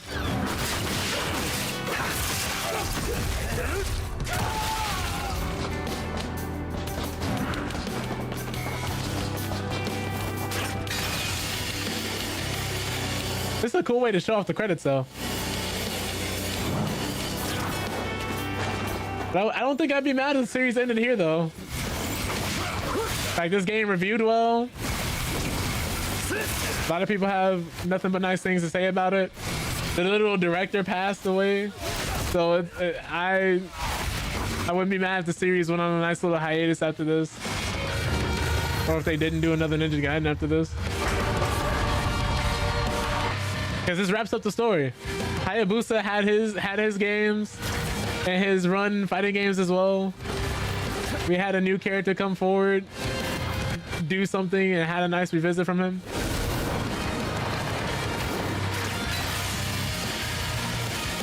But I guess if they really wanted to go in a different direction, they could do maybe 2 more depending on how the story goes.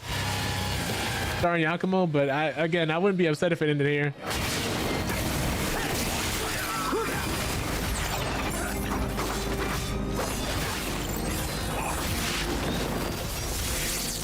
Like, why are we here?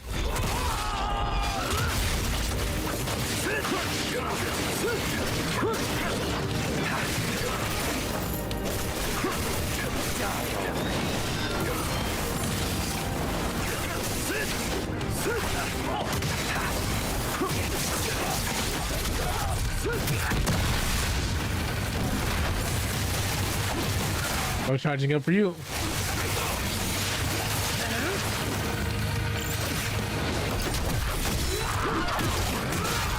Good lord. These guys never had a chance.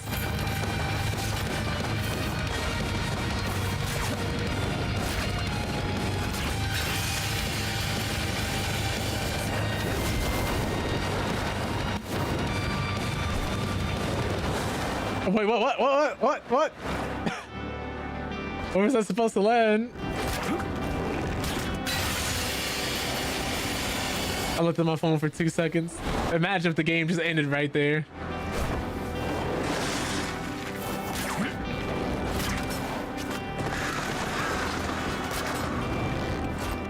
Defeated the final boss, dies to gravity.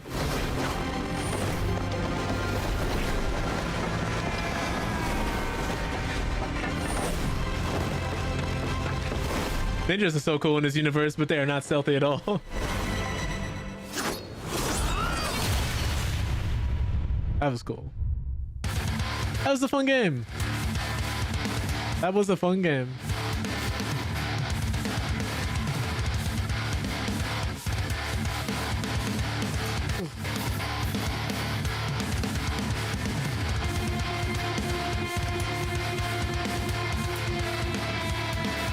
Let's skip the rest of the credits though. Path of the Ninja is one of solitude.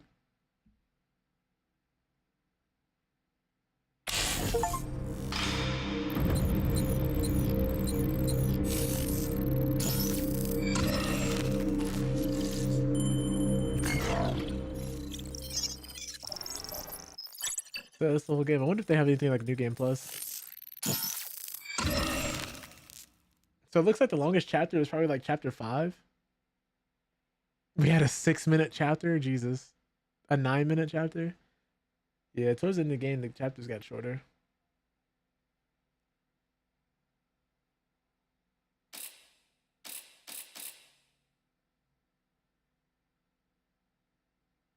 Oh, is this the total clear time? Is about 6 hours and 45 minutes? Jesus. So you can finish this game in a day. If you're really just able to sit there and play, you can finish this game in under a day. Under a shift.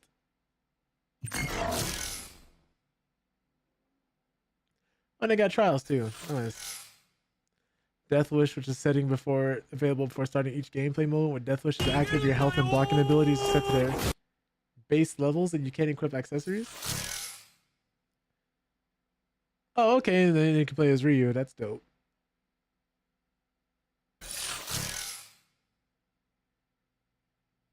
From this point, both characters like Yakumo and Ryu will share the same inventory. Chapter select and purgatory select. Oh, okay, so there's some replayability here. You can go back through different modes or different levels you enjoyed and just replay through those again and try to get the best score possible. Master Ninja difficulty. Only those with the will of a ninja can hope to overcome this lethal challenge, featuring enemies stronger than ever before. Oh wow, a lot of different unlocks. Dark Dragon has been purified, and Dark Dragon Blade, having served its purpose, has vanished from this plane of existence. However, as long as evil persists in the world, the Blade's reappearance is inevitable. Overcome the main story boss trials to restore the Blade once more.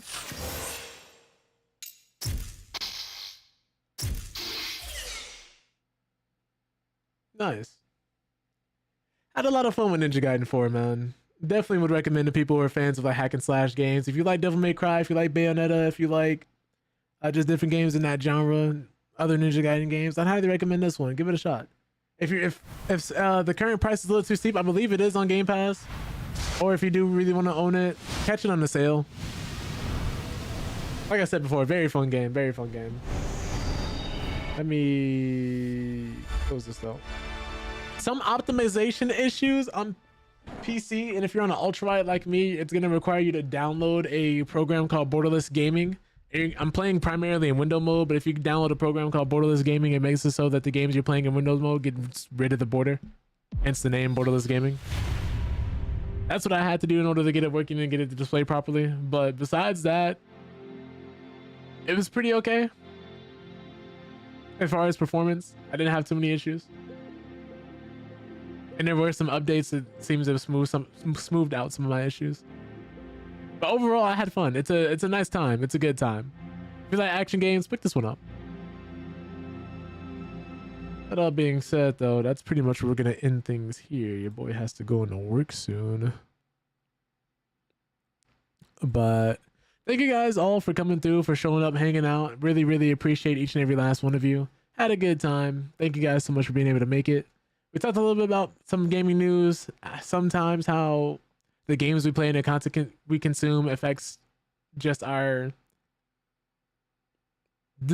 development of our brains when it comes to how we spend our time and what we do. And it can affect your mood and just different things with that. Talked about the Saudi Arabia getting involved in the actual Netflix Warner Brothers buyout, throwing their hat in the ring using Paramount. Warner Bros. Lack of interest in the gaming division for Netflix. Some different games coming out. Rogue coming to Marvel Rivals. But we talked about things like Skate Story. Just a lot. There's a lot of news today. A lot of news today. The fact that Call of Duty going forward may not be doing annual releases because of how poorly Black Ops 7 has been doing. But we'll wait and see what happens. Tomorrow is the Game Awards. Just as a reminder for everybody who is into gaming, streaming, content creation, tomorrow is the Game Awards. So be on the lookout for that. There's going to be a lot of crazy announcements, a lot of different things coming up. So if you're someone who's interested in gaming and may feel as if there's no new games to play right now, keep in mind, it's going to be a lot announced tomorrow. Probably some unexpected things. So if you want to be able to react in real time and look at it in real time, be there. Or at the very least, just be looking out for the Twitch streams and the YouTube streams and stuff. It's pretty much going to be on every major platform. It almost always is. That all being said, if you're on Twitch, stick around for the raid. If you're on YouTube, stick around for the outro. But do know, regardless of whatever platform you're on, whether you're lurking, chatting, subbing, donating beds, whatever it is that you're doing, As long as you're here, I appreciate you for taking the time out of your day, because regardless of money or anything else like that, you guys will give me the one thing you cannot get back, and that is your time as your most valuable form of currency on this planet. Let me raid one of our homies though. Alright. Gonna be rating the man Jonathan Punk. If you guys could show him some love, would highly appreciate that. He's currently playing Escape from Tarkov, and he's just a wonderful human being. So if you guys could show that man some love, that would be dope. Let me see if we can start the raid messages. Here's the first one for everybody sub to the channel. Here's the second one for everybody that isn't. But that all being said, hope you guys have a wonderful day and or night. You are all wonderful people.